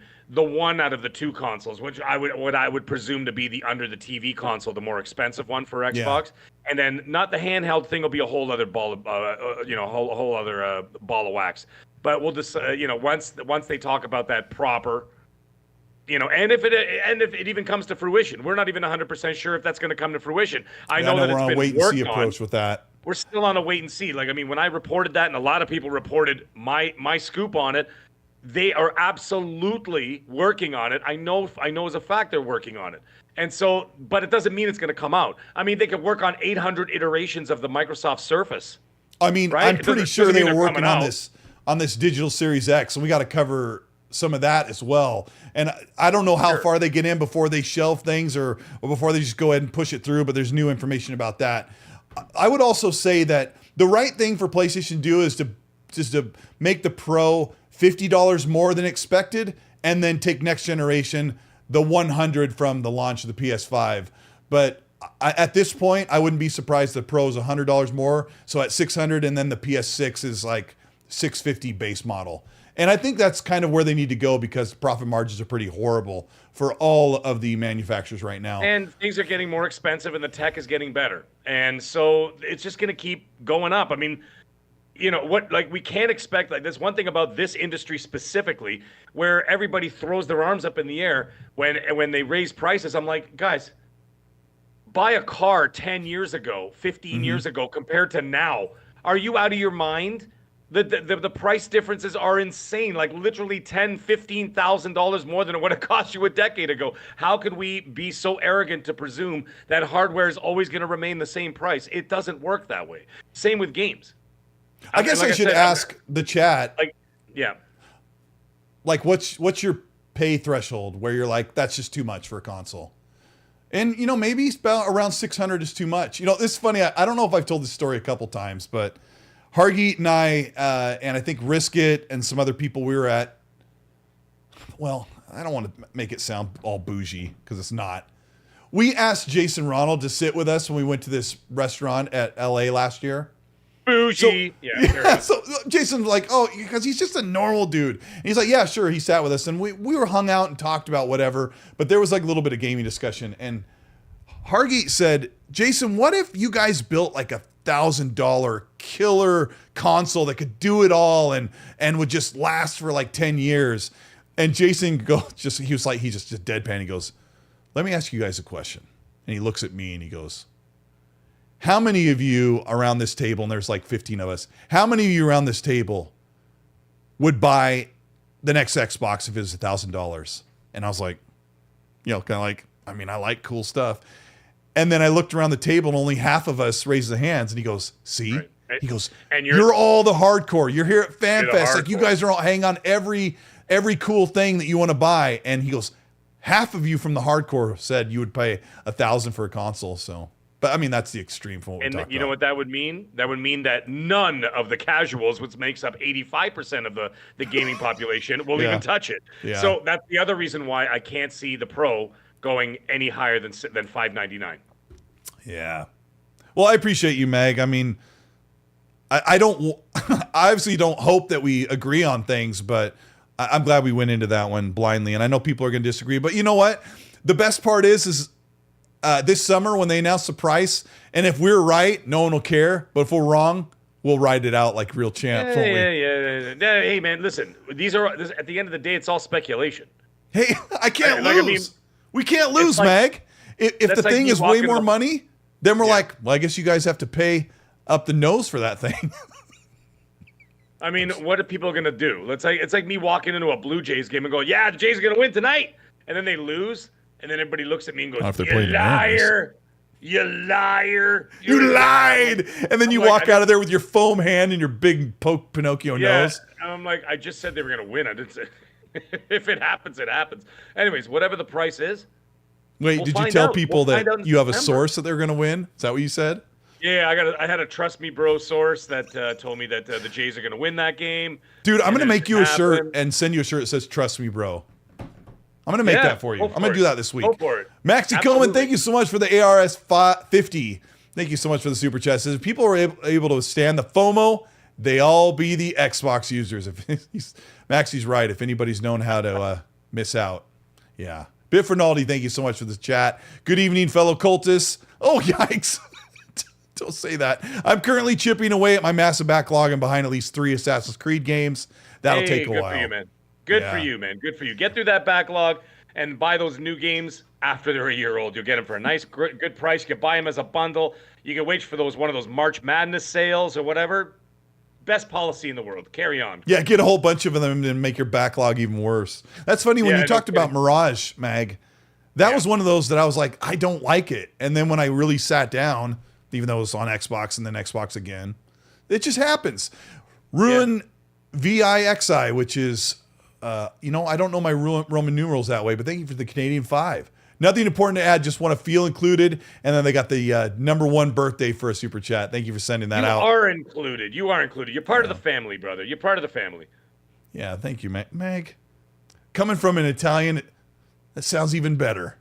Yeah, you're part of the family. I'm in Norwegian. I don't think we have a cool saying like that. Because if you're not part of the family, there's always a risk that you might get murdered. Carry on, Colt. Udana Gonzalez says, Sony, we boosted the CPU 10%. Sony OnlyFans. Well, hold on. What was he? What's Leeson Al Gabe? What's that mean? What? I didn't see that part. Leeson? I don't know what that means. I don't know. Maybe it's from Dune. Galveston, thank you so much for the $2. Says PS5. I lost it. Yeah. PS5 holds games back now with the PS5 Pro. Well, I mean, that is the joke, but the PS5 is very capable. But, I mean, the way that the difference in power, it's like, geez, Series XS still exists. Nerds and Other Legends, thank you for the 5. I was talking to one of my friends, hold that thought. I was talking to my friend about filler words, and I'm like, I say so much on my podcast. I don't get to hear it when I do videos because I get the recording right, and then when I go back and listen to us, Mag's like, I'm talking perfectly, I'm amazing, and I'm like, I don't say that, by the way. That's Colt lying yet again. What? Big long Pinocchio nose. Yeah. But they have a drinking game in the chat every time you say however. And they're like, they're oh my blotto. God, yeah. I know. Everybody's like out of their minds. By the way, that reference was Dune. Some people in the chat have already been mentioning it, so just so you know. So apparently I missed your cat. Your cat made an appearance while I was probably giving a speech. Yeah. Well, that was one of my cats. I have 2 African sphinxes, and one of them, Gizmo, decided to jump up and join the party. So he literally jumped up on me, and he went like this right to the microphone. He was like, oh. He's like looking around. He looked at me. He like sniffed the microphone, and then he just jumped away. So yeah, pretty funny. Anyways, carry on. Yeah, if my dog comes in here, he'll just bark at me for food because he's hungry constantly. He's like me. Risk It. Shout out to Risk It in the chat. We've been talking a lot lately.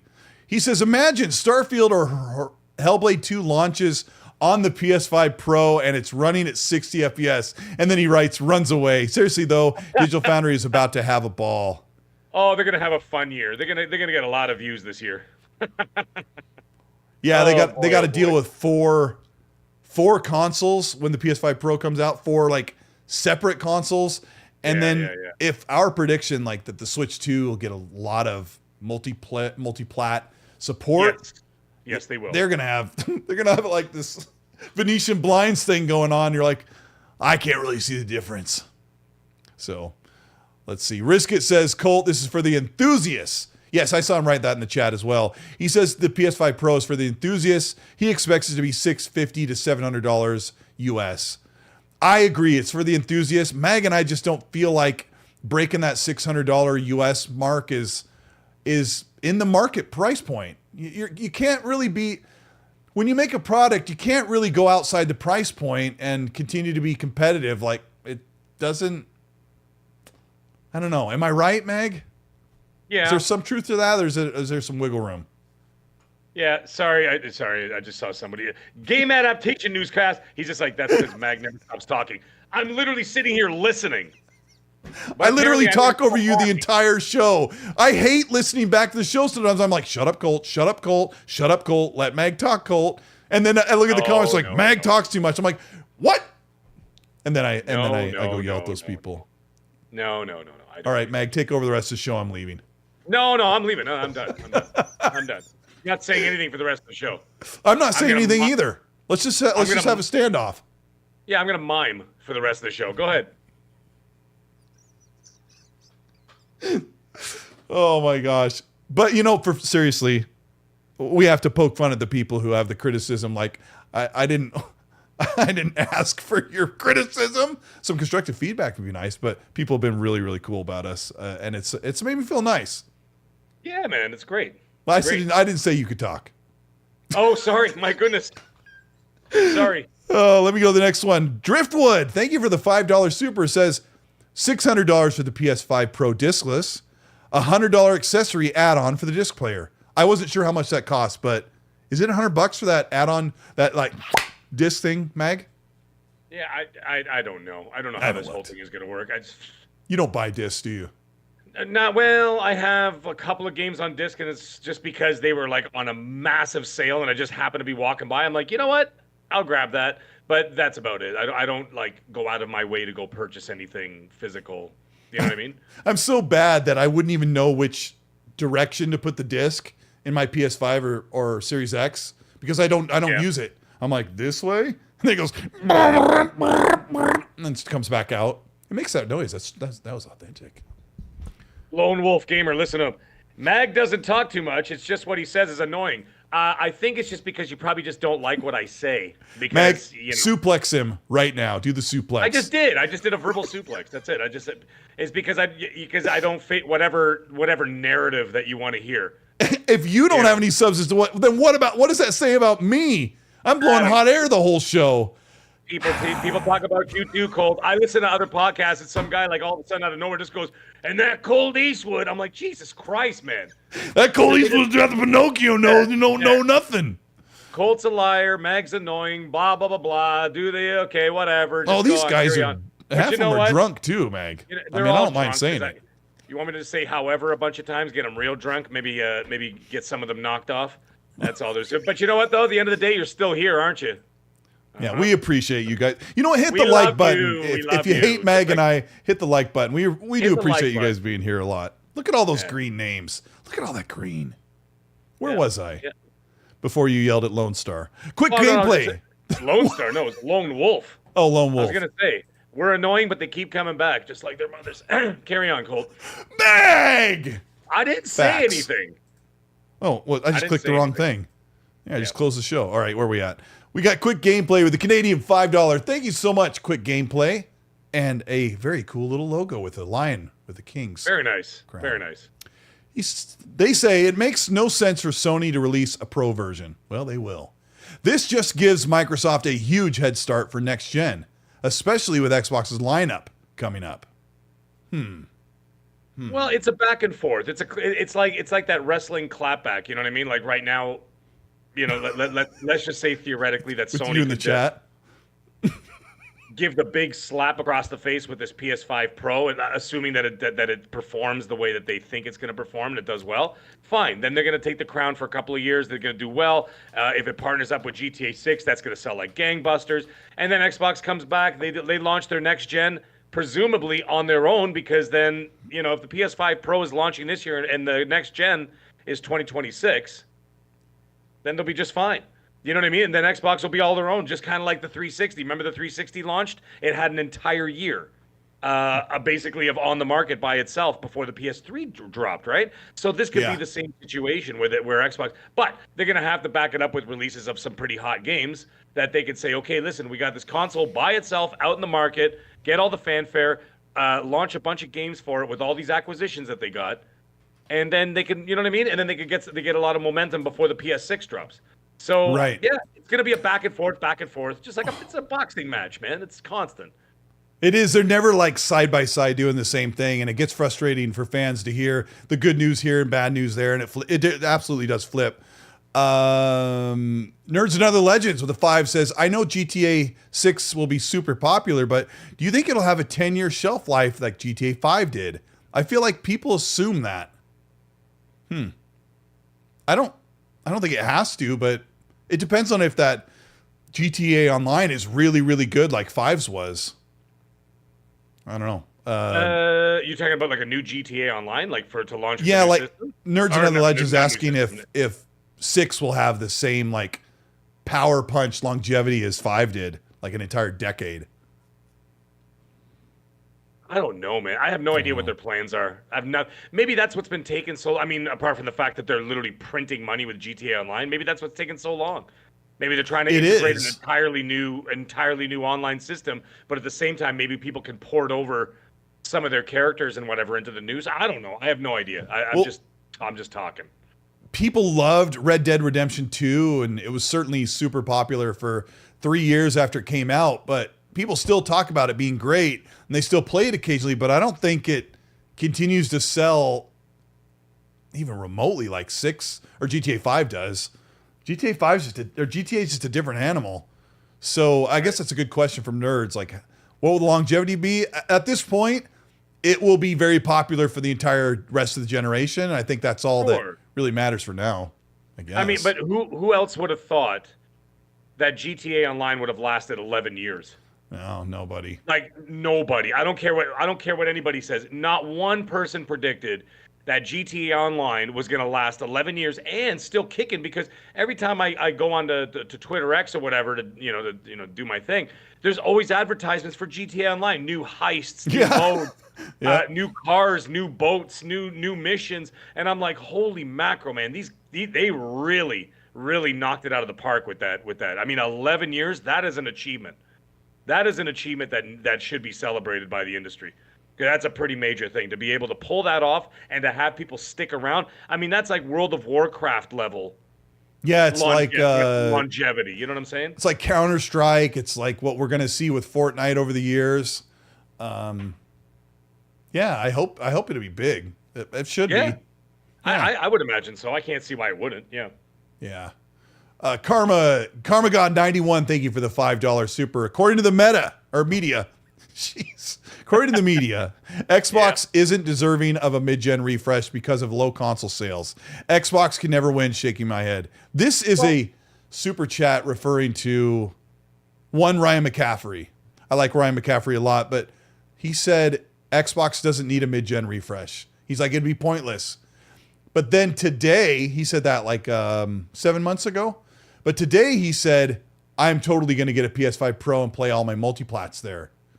Which is, it's not the exact same. It's not like one of those, I don't think it's truly a gotcha moment. I'm going to ask Meg about that. Meg, I want to ask you, like, Ryan McCaffrey says, I don't think they need to do a mid-gen refresh. Like, what's the point? And then as soon as PlayStation announced one, then he's like, I'm going to play all my games there. Do you have a problem with that statement, or do you think people are just upset hearing that? Yeah, well, definitely people are upset hearing that. I mean, that's people are pretty fragile these days. But there's no question of that. But the thing is, I mean, he can do whatever he wants, but I do understand the point of from Microsoft's point, where what's the point of doing a mid-gen refresh? The sales of their consoles weren't doing well to begin with.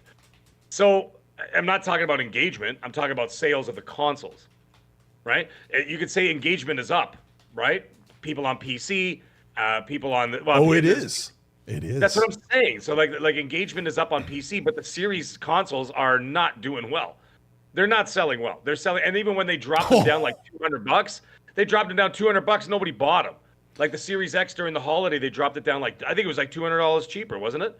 And nobody bought it. There's a report that in Europe, Xbox console sales were down almost 50%. PlayStations were down like 2%, and Switch was down 17%. So yeah. I mean, you think the Switch would die by now, but holy mackerel! I mean, the fact that they're still in the race is unbelievable. But anyways, that's a whole other story. The thing is that there's no need to do. Why? What's the point? If people aren't buying the consoles now, why would they buy another one and then launch another? You know what I mean? Like the One X. The One X, we bought it. Yeah, we bought it because the people that are hardcore, the people that like new technology, new things like that, and we jumped at that opportunity to get away from the Xbox One because it was a bit of a potato, right? And so we got that One X, but the thing is, we bought that One X knowing damn well in 2 years they were releasing another console. Which they did. Yeah. Wasn't it the end of 2017? Okay, so 3 years, I guess. All right, so let's say it's 3 years. So it was 3 years. So we bought a One X knowing damn well that 3 years later, almost to the month, that they were going to release the series consoles. Of course, we didn't know they were called that at the time. But we knew that they were going to be launching in 2020. I didn't worry about that back then. No, we didn't worry about it, but we did it anyway. Why? Why did you jump to the One X knowing that next generation would probably be in 2020? Didn't even cross my mind. I wanted 3 years of better performance. Same. You know what I mean? Same. I mean, we got to also remember the fact that we're not here forever. You know what I mean? It's not like we're here for an infinite amount of years. Like we're just going to keep going and going. So it's like, you're going to waste 3 years? No, I'm not going to waste 3 years. I want to enjoy those 3 years. And if it costs more money to do it, then I'm going to spend that money to do it and be able to enjoy the best possible quality I can outside of PC. I know some PC guys are going to say, well, what about PC? I'm not a PC person. So I'm going to buy the best experience I can on console. That's I mean, are you buying the PS5 Pro? Well, I have to see two things. One, the price. And do you have a threshold? I didn't even ask you. I think $800 is my absolute limit, Canadian. What is your prediction, Canadian, that you think it'll be?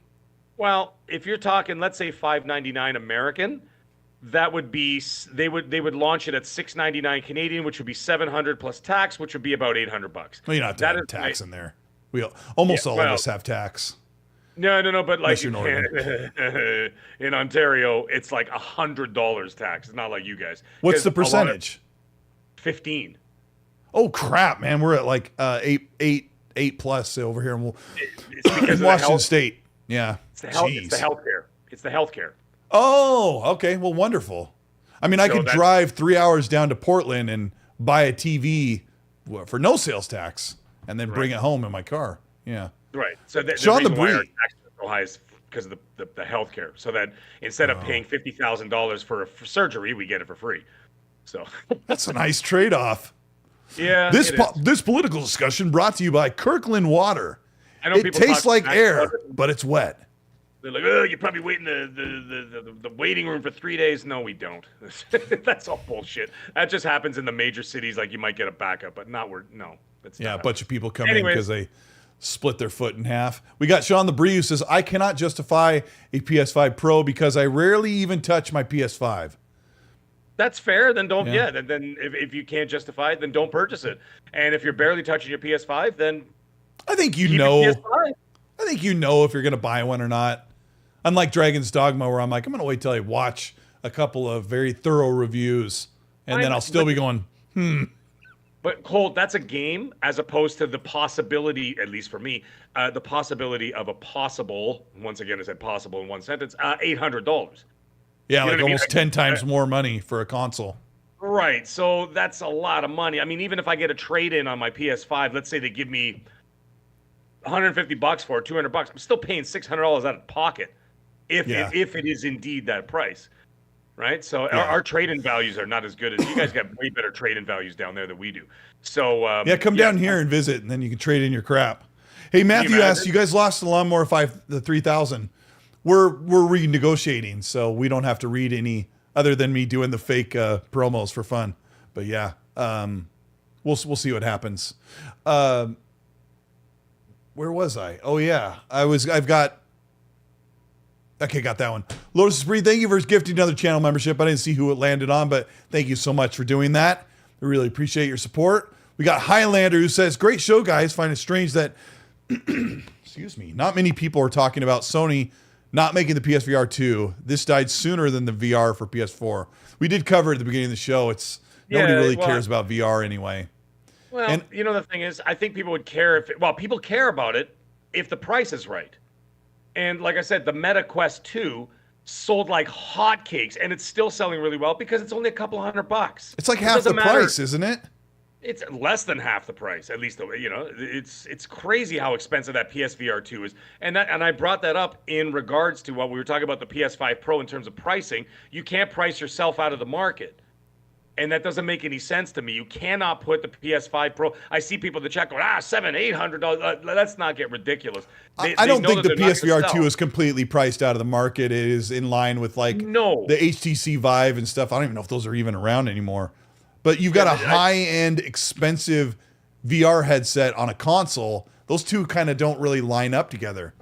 No, they don't, and that's why I can't see a Pro being too expensive. And in the PSVR 2, literally they stop production because they have to get rid of their existing stock.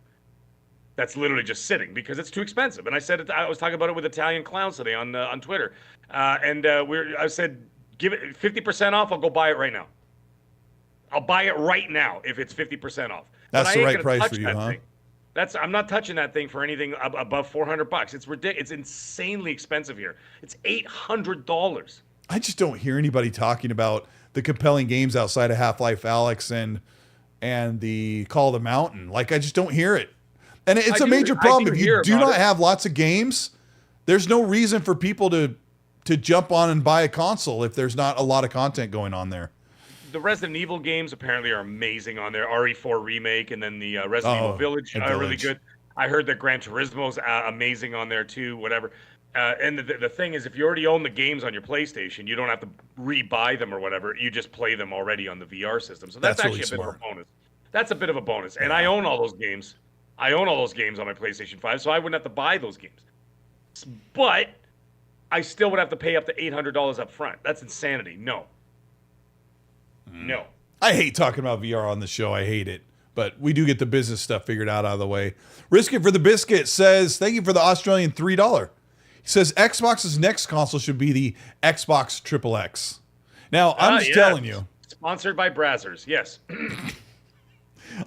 I'll tell you, I really think that they used the word series so they could just put out every console and put a number on the end of it. So I would not be shocked if the next Xbox is called Xbox Series S2 and Xbox Series X2. I know their nomenclature has been ridiculous, but I think they went with the series names so they could get away from that funny thing that they finally got the name supposedly figured out as consoles are basically coming to their end as we know it over this next decade or so. I don't know. Yeah, I don't know. I could see that happening because, I mean, if you look at like Samsung, for example, it used to be the Galaxy, and then they just changed it from the S. So now it's the S2, the S3, and then now it's the S23, the S24, and on and on and on, right? Do they not use the Galaxy name really in that name anymore? No. I haven't really noticed that. Samsung. Then they just went with the S. So now it's the S20, the S21, the S22, S23, S24, and on and on and on. So it's much simpler that way. So now the series consoles, I could absolutely just see you going like the X1, X2, X3, X4. And that's it. Yeah. Keep it simple. Then you got the S and the X. They started mucking about with the 360. You couldn't have just called it the Xbox 2. And then the Xbox 3, the Xbox 4, and then whatever else, and on and on and on. I mean, they were making fun of PlayStation when they called it the 360. They knew they had to have a 3 in there, and they called it a 360. But I thought they would call the series thing something related to 5, and then just go some 5, 6, 7 but they didn't because they're missing a console to do that, or they're one short. They did the prudent thing. They did the prudent thing and start from scratch, call it a series, and then just like you said, and now they're just going to number it all the way through. Yeah. It's the best way to do it. They've done the right thing, and then hopefully that'll alleviate, certain confusions down the road. I just think they have like 2 consoles left, so they'll get to like the X3, and then we'll never hear from them again when it comes to consoles. And same with PlayStation. I think PlayStation will put out a 7, and then that'll probably be it for consoles. Those were a fun time, I think. We're gonna be like 65 years old when that happens. Like, so, like, or what's older. Yeah, well, yeah. So, like, let's not worry about it.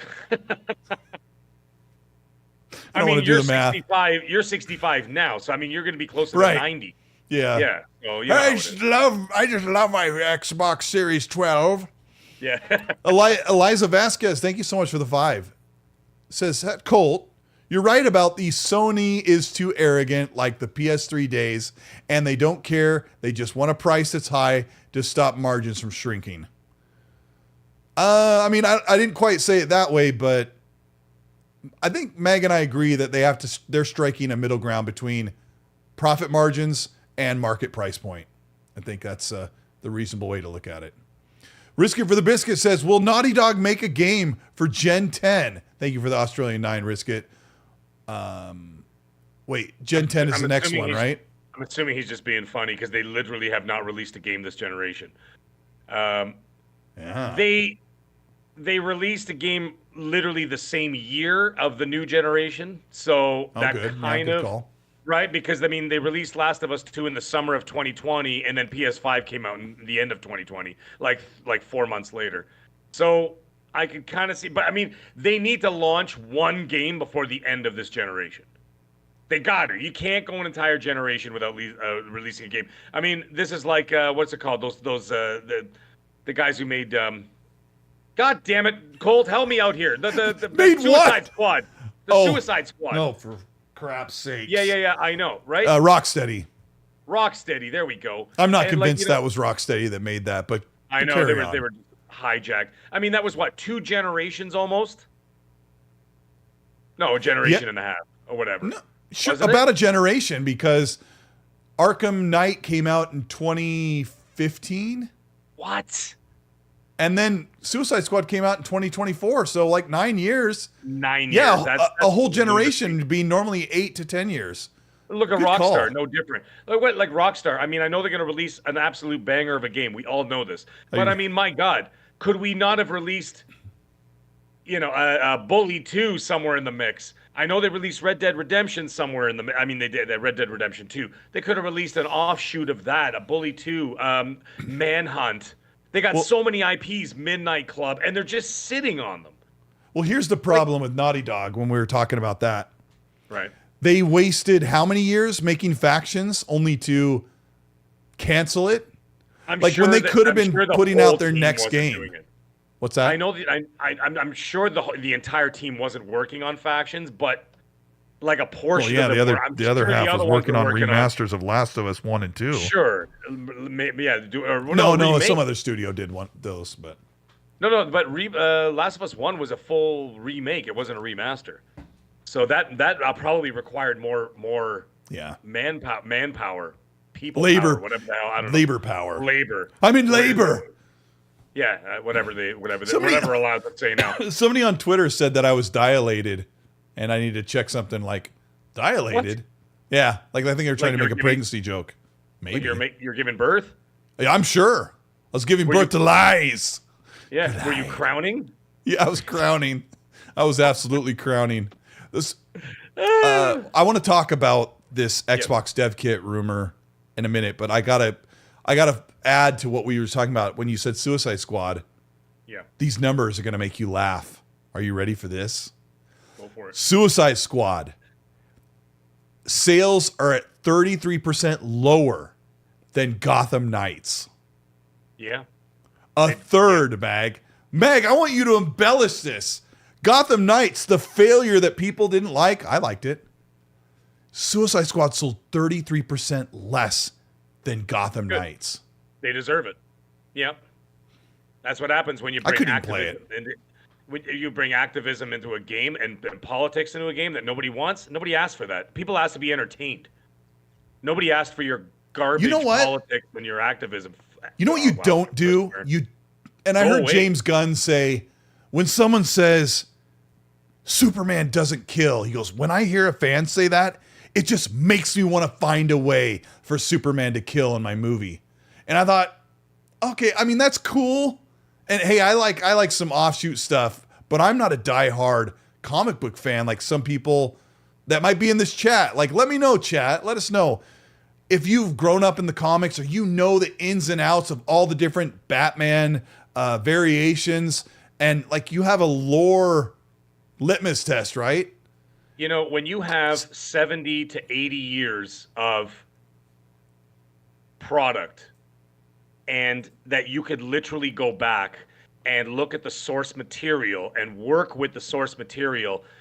And obviously they change throughout the decades, right? You know, the 30s are not exactly the same as the 70s. The 50s Batman's not the same as the 80s Batman. Then you got the Miller Batman series and all the other ones, and the Dark Knight Returns and all that other stuff that had the Frank Miller graphic novels and everything else, the Laughing Joke and blah, blah, blah. I'm just taking Batman as an example, right? You look at all of those things. Yes, I do. And the thing is that when it comes to that, you've got a lot of lore and you've got a lot of source material to work with. All you have to do is find the essence of the source material and work with that. Not change it for modern audiences. That is the biggest bunch of bullshit I ever heard in my life. Don't say stupid things like that. There's no such thing as modern audiences because these things stand the test of time for a reason. It's just like legends, it's like lore, it's like myths. They last for centuries for a reason. Why? Because the essence of it never changes. The essence of that storytelling doesn't change. The faces may change and the people may change, but the essence remains the same. Where people get lost is that they start going off and it becomes this, they start putting themselves in it. They start doing self-projection. They start putting in intersectional feminism. They start putting activism. They start putting in politics, especially those politics. We know which ones we're talking about. Then, you know, you get into like the woke stuff and whatever else, blah, blah, blah, blah. I'm not going to get in all that. I think you have to be really careful though, because when you're talking, because Meg's setting up a really good explanation of the history we have with beloved characters like Tolkien, like the Lord of the Rings stuff, Star Wars, comics, like these are characters that have been around for 100 years or maybe, 50 plus years, right? And it's super important to not change those up and ruin like the sanctity of what the author intended. Like, you have to check everything you do against J.R.R. Tolkien and make sure that it stays true to what he wanted when he wrote it. So and now, we've seen lately where they take Star Wars and they try to, like you say, interject their own ideals into or change the character. And it's cool to see things change. And this is the same thing with video games. When you've got your favorite video game thing, like the Fallout TV show has to do things true or else everyone's going to flip out. The Rings of Power TV show did some things that people didn't like. Of course, Meg and I won't get political about it, but you have to admit that we've all grown up with our favorite thing, whether it be Star Wars, The Hobbit, or comic books, and we've seen them veer off in a direction that doesn't stay true to what we love. I don't know. I guess that's... It's not even just what we love. What happened? Nobody's watching them. Nobody's playing them. They get upset. Because the people that they're trying to, the people that they're projecting onto don't even play video games, don't read comic books, don't watch movies. When you got Peter Jackson, who did the Lord of the Rings trilogy, and he respected the source material, but putting in a little bit of his own essence in there, but I'm sorry, not his own essence, some of his own ideas, but kept the essence, the core of that source material in the film. They made billions of dollars. They stand the time as one of the greatest movie trilogies to ever be made. They won endless Academy Awards and everything else. And then you get Amazon come in, okay, with the half-shaved heads and the pink hair on the other side, and they're like, we're gonna make Lord of the Rings for the modern audience, as in translation for nobody. And what happened?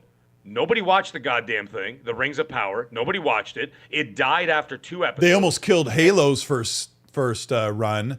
Thankfully, they're like trying to get that essence back. They course corrected. they course corrected Halo, but Rings of Power is DOA, right? And the only reason why that they continued on is because they made a contract for 5 seasons, and a lot of people still think that it's not going to make it past a season 2 or 3, and that's fine, whatever. That's their own thing. And then Suicide Squad, same thing. Disney Plus, same thing. Tanking. Movies in the theater, tanking. Why? Because nobody wants to see this because you're appealing to nobody.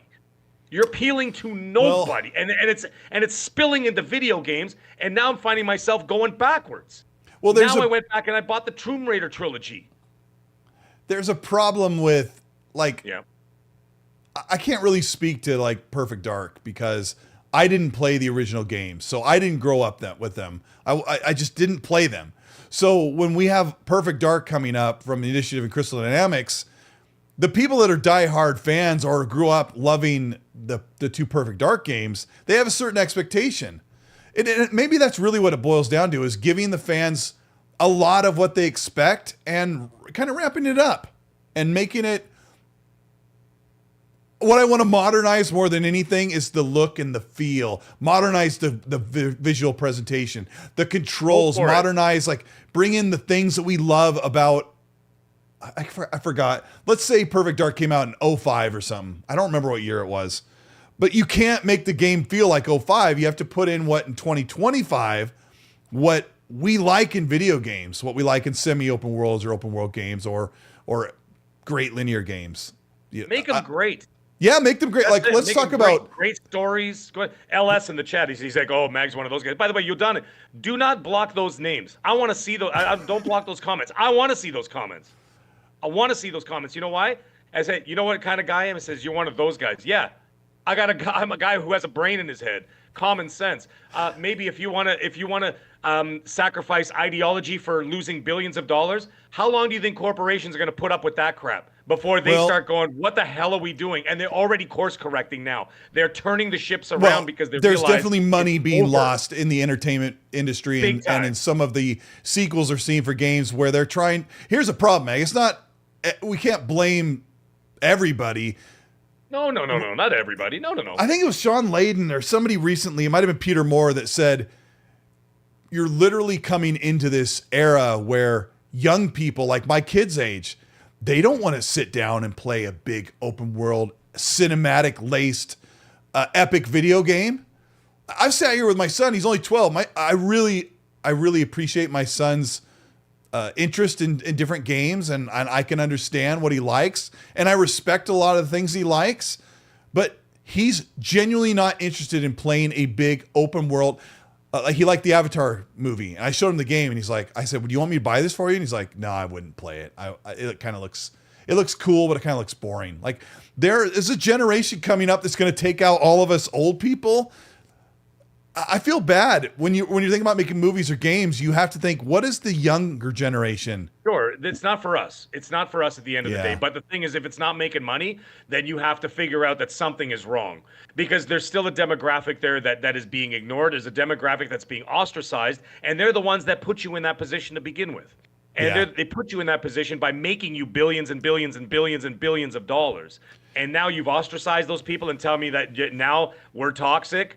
Now we're this and that and all the other isms that you can think of, and ists and all the other stupid things that people say about us.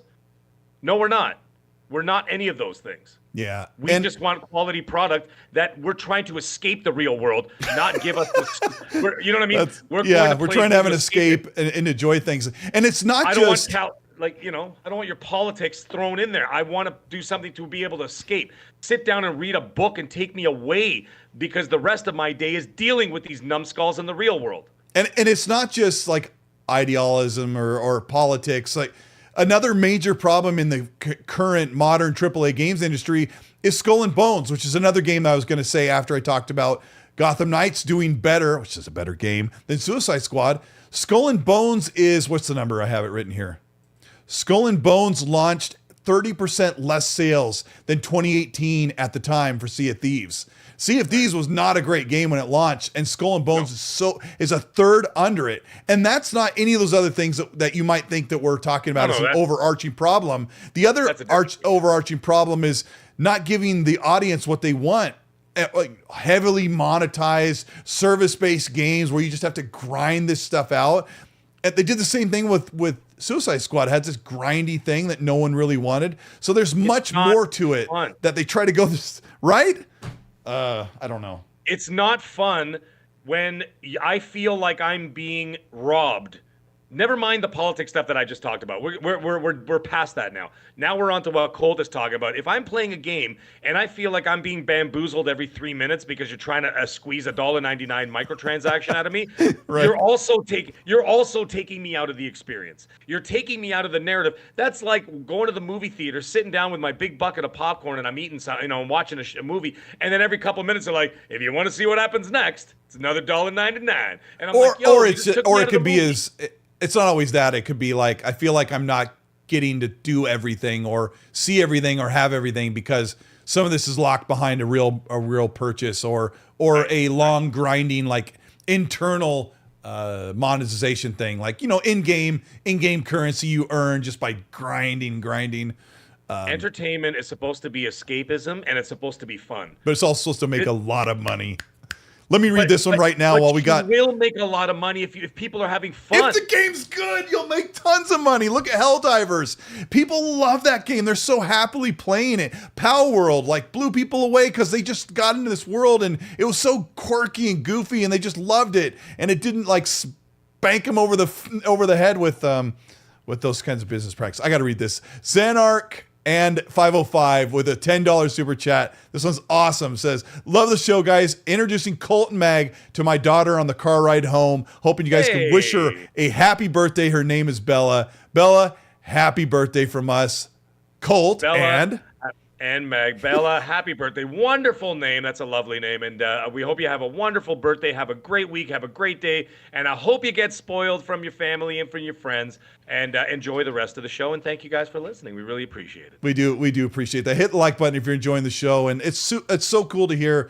I mean, I could assume that Bella is younger and Meg and I try to keep language or some of the things we say. We do make the occasional comment, but we do make the show, I guess, rated well enough or I don't know. I just think it's cool. Somebody told me that they could have the show on, sitting on the counter while their family's around. They don't have to worry about muting it before we say something. But, we're not always perfect, but we do appreciate that so much. Yes, we do. We've got Biff Rinaldi says GTA 5's been on 3 generations of consoles. I might have read that one, but yeah, and I bought it 4 times. It's it's almost comical at this point. It's literally on 3 generations of consoles. That goes right back to what we were talking about. Rockstar's sitting on so many IPs. It's insane. And just they got to really spread their wings and start pushing out those IPs because not for my benefit. I mean, it is for my benefit, but I mean, they have such great IPs and great Max Payne, another one that I failed to mention. My God, they even had a ping pong game. That game was dope. Midnight Club. You know what I mean? And all the other ones I mentioned, man. Come on, guys, get on this. That's so good. I don't want to play one game every 15 years from you guys. So I'm just exaggerating, but you know what I mean. I got to shoehorn this in because I said that Xbox, there's a report that came out an hour before the show went up that Xbox had a dev kit that was approved on Monday, March 18th, which is today, with a model number of 2089. This dev kit was manufactured in China and Vietnam and went out to South Korea to a developer where in Korea they have to report that they got this. And I'm like, when in the world would a dev kit be out right now? And the only thing I can think of an Xbox console dev kit going out and having to be cataloged is it possible that the digital Series X is not shelved? That maybe Sarah Bond she did say they had hardware to announce this holiday or for this summer. So maybe at the showcase, they're going to say, hey, we've got an option for you for a digital Series X. Now, gosh, this is kind of crazy. What if Xbox is like, we need to make more money on the console, so we're going to price gouge this digital Series X. It's going to have packed in the new $80+ controller that has haptics in it. It doesn't have the disk drive, but it has a better protocol for Wi-Fi, but that's it. It doesn't do anything more powerful, just comes with an amazing controller. Of course, you can buy that controller, Mag, separate if you don't want the console. But what if Xbox is like, let's put this thing out for $550 US, even though it doesn't have a disc drive, but it has a better controller. We can kind of raise the price. We can get that unnatural price hike in there. Would anybody be interested in buying this? Maybe they put it at $550 US, Mag, and they don't lose any money on this. Like they break even or they make a buck on it. And they're like, you know what? Why not? Just the fact of having it out might boost console sales a little bit, and we could push the controller or get people excited about both. I don't know. Does this sound crazy to you? Not crazy, but I mean, the last thing I heard was, it was about 6 weeks ago that I heard that those digital consoles for this year were shelved. This year. I heard the same thing, but I didn't hear it from anybody that I would say, heck yeah. So I couldn't really tell you other than I've kind of heard the same kind of whispers that they shelved the digital Series X. I heard that they shelved it for this year specifically. That's it. That's all I heard. Whether that means there's still something coming out in 2025, don't know. Don't know anything beyond that. I just heard that one thing, and then that was it. And I didn't pay much credence to it, except for the fact that now we're already approaching the end of March, and still no word. So maybe they really did shelve it for a year. Maybe they decide to just not do it at all. Like I said earlier in the show, like 40 minutes ago, what did I say? They work on hundreds of things in R&D. R&D works 7 days a week, all day, all night. They got R&D going on. Who knows what they've got cooking? They could have 50 different iterations of consoles in the works right now. Whatever one makes it to market, you know what I mean, might be completely different from the 49 other models they're working on. We don't know. I don't know. So, I'm half and half on it, Meg, because I forgot to mention. Wait for Xbox to announce it. Yeah. Flippin's mind said. For Xbox. Yeah. I don't want to wait. Flippin' Mind says also has a 2 terabyte hard drive or SSD, which maybe they sell this thing for a lot of money. They charge a lot because it has maybe they can justify a price hike on it because they took the disk drive out but gave you more storage, which is far more expensive than a disk drive. So I don't know. I'm half and half on this. I've heard they probably shelved it, but then Sarah Bond says we have hardware to announce. Listen here, guys. I do not think whatsoever that Sarah Bond means to announce or tease next generation in the summer showcase in 24. That's a summer 2025 thing. So I don't know how to feel about this. Let me read these supers. We're going way over here. We've got DD Raptor says, did you know Red Dead 2 only ran at 30 FPS on launch on PS5, PS4 Pro? And you gents saying South Park Snow Day next week. What? I don't know. Yeah, Red Dead was 30 FPS on everything except for PC. Quick Gameplay, thank you so much for the Canadian 10. I agree a little bit with Mag. What happens if Microsoft waits until Sony sets themselves in place with the Pro and then announce next generation this December, which will kill the Pro momentum? I didn't think of that in December. That would, like I said, it'd be a clapback, back and forth. Yeah. But, we'll see. That's basically how it always ends up at the end of the day. Yeah. It's always going to be a back and forth. It's never going to end. It's always going to just keep going and going. It's like a tennis match. I mean, you could see the digital Series X could get announced at Showcase in June, and then at the Game Awards, they could announce next generation or tease it. I don't know. I don't know. Risk it for the biscuit. Thank you for the $3 Australian. Says, when is Mag doing the Die Hard remake? Love it. Paul Rashford, thank you for the Australian too. Yeah, you need to be getting on that remake. Thank you so much, Lotus3 for channel membership gifting. 3 more as the show is coming in. We appreciate you. Let me see if we've got everything. It's been an interesting week. A lot of PlayStation news. Most of the PlayStation news has not been good, but the Pro thing looks kind of cool. I don't know. I'm tired. I'm gonna wait. I'm gonna wait till everybody announces what they're gonna announce. We speculated, we talked, we had discussions. Now it's their turn. It's their turn to say, okay, this is what we have, this is what's coming, and for both of them, for Xbox and for PlayStation. And when they announce it, then we can revisit these conversations and say, all right, now we actually know what's coming and whatever else, right? So, at the end of the day, we just have to wait for them to make the announcements. And we hear things all the time. We always do. Yeah. And whispers always come our way. And there's always people on the inside, like the guys I talk to at EA. They're working there. It's not like they're make-believe people. I didn't make them up. They literally exist. And there's like, yeah, we're working on this right now. It's pretty cool, actually. We were able to do this, and this with, Jedi Survivor, blah, blah, blah. Awesome. That's not baloney. That's true. So it is what it is. But when it comes to what this thing is actually going to do, what is it going to play, how much they're going to cost, we got to wait for them. We got to wait for them now. But either way, I think the only way to kill PS5 Pro momentum or PS5 console momentum is for Sony to continue to have problems getting first-party games ready to announce and release. It's not Xbox. Xbox isn't going to do it. Xbox could announce the most amazing console, but the only way to actually kill the momentum is games.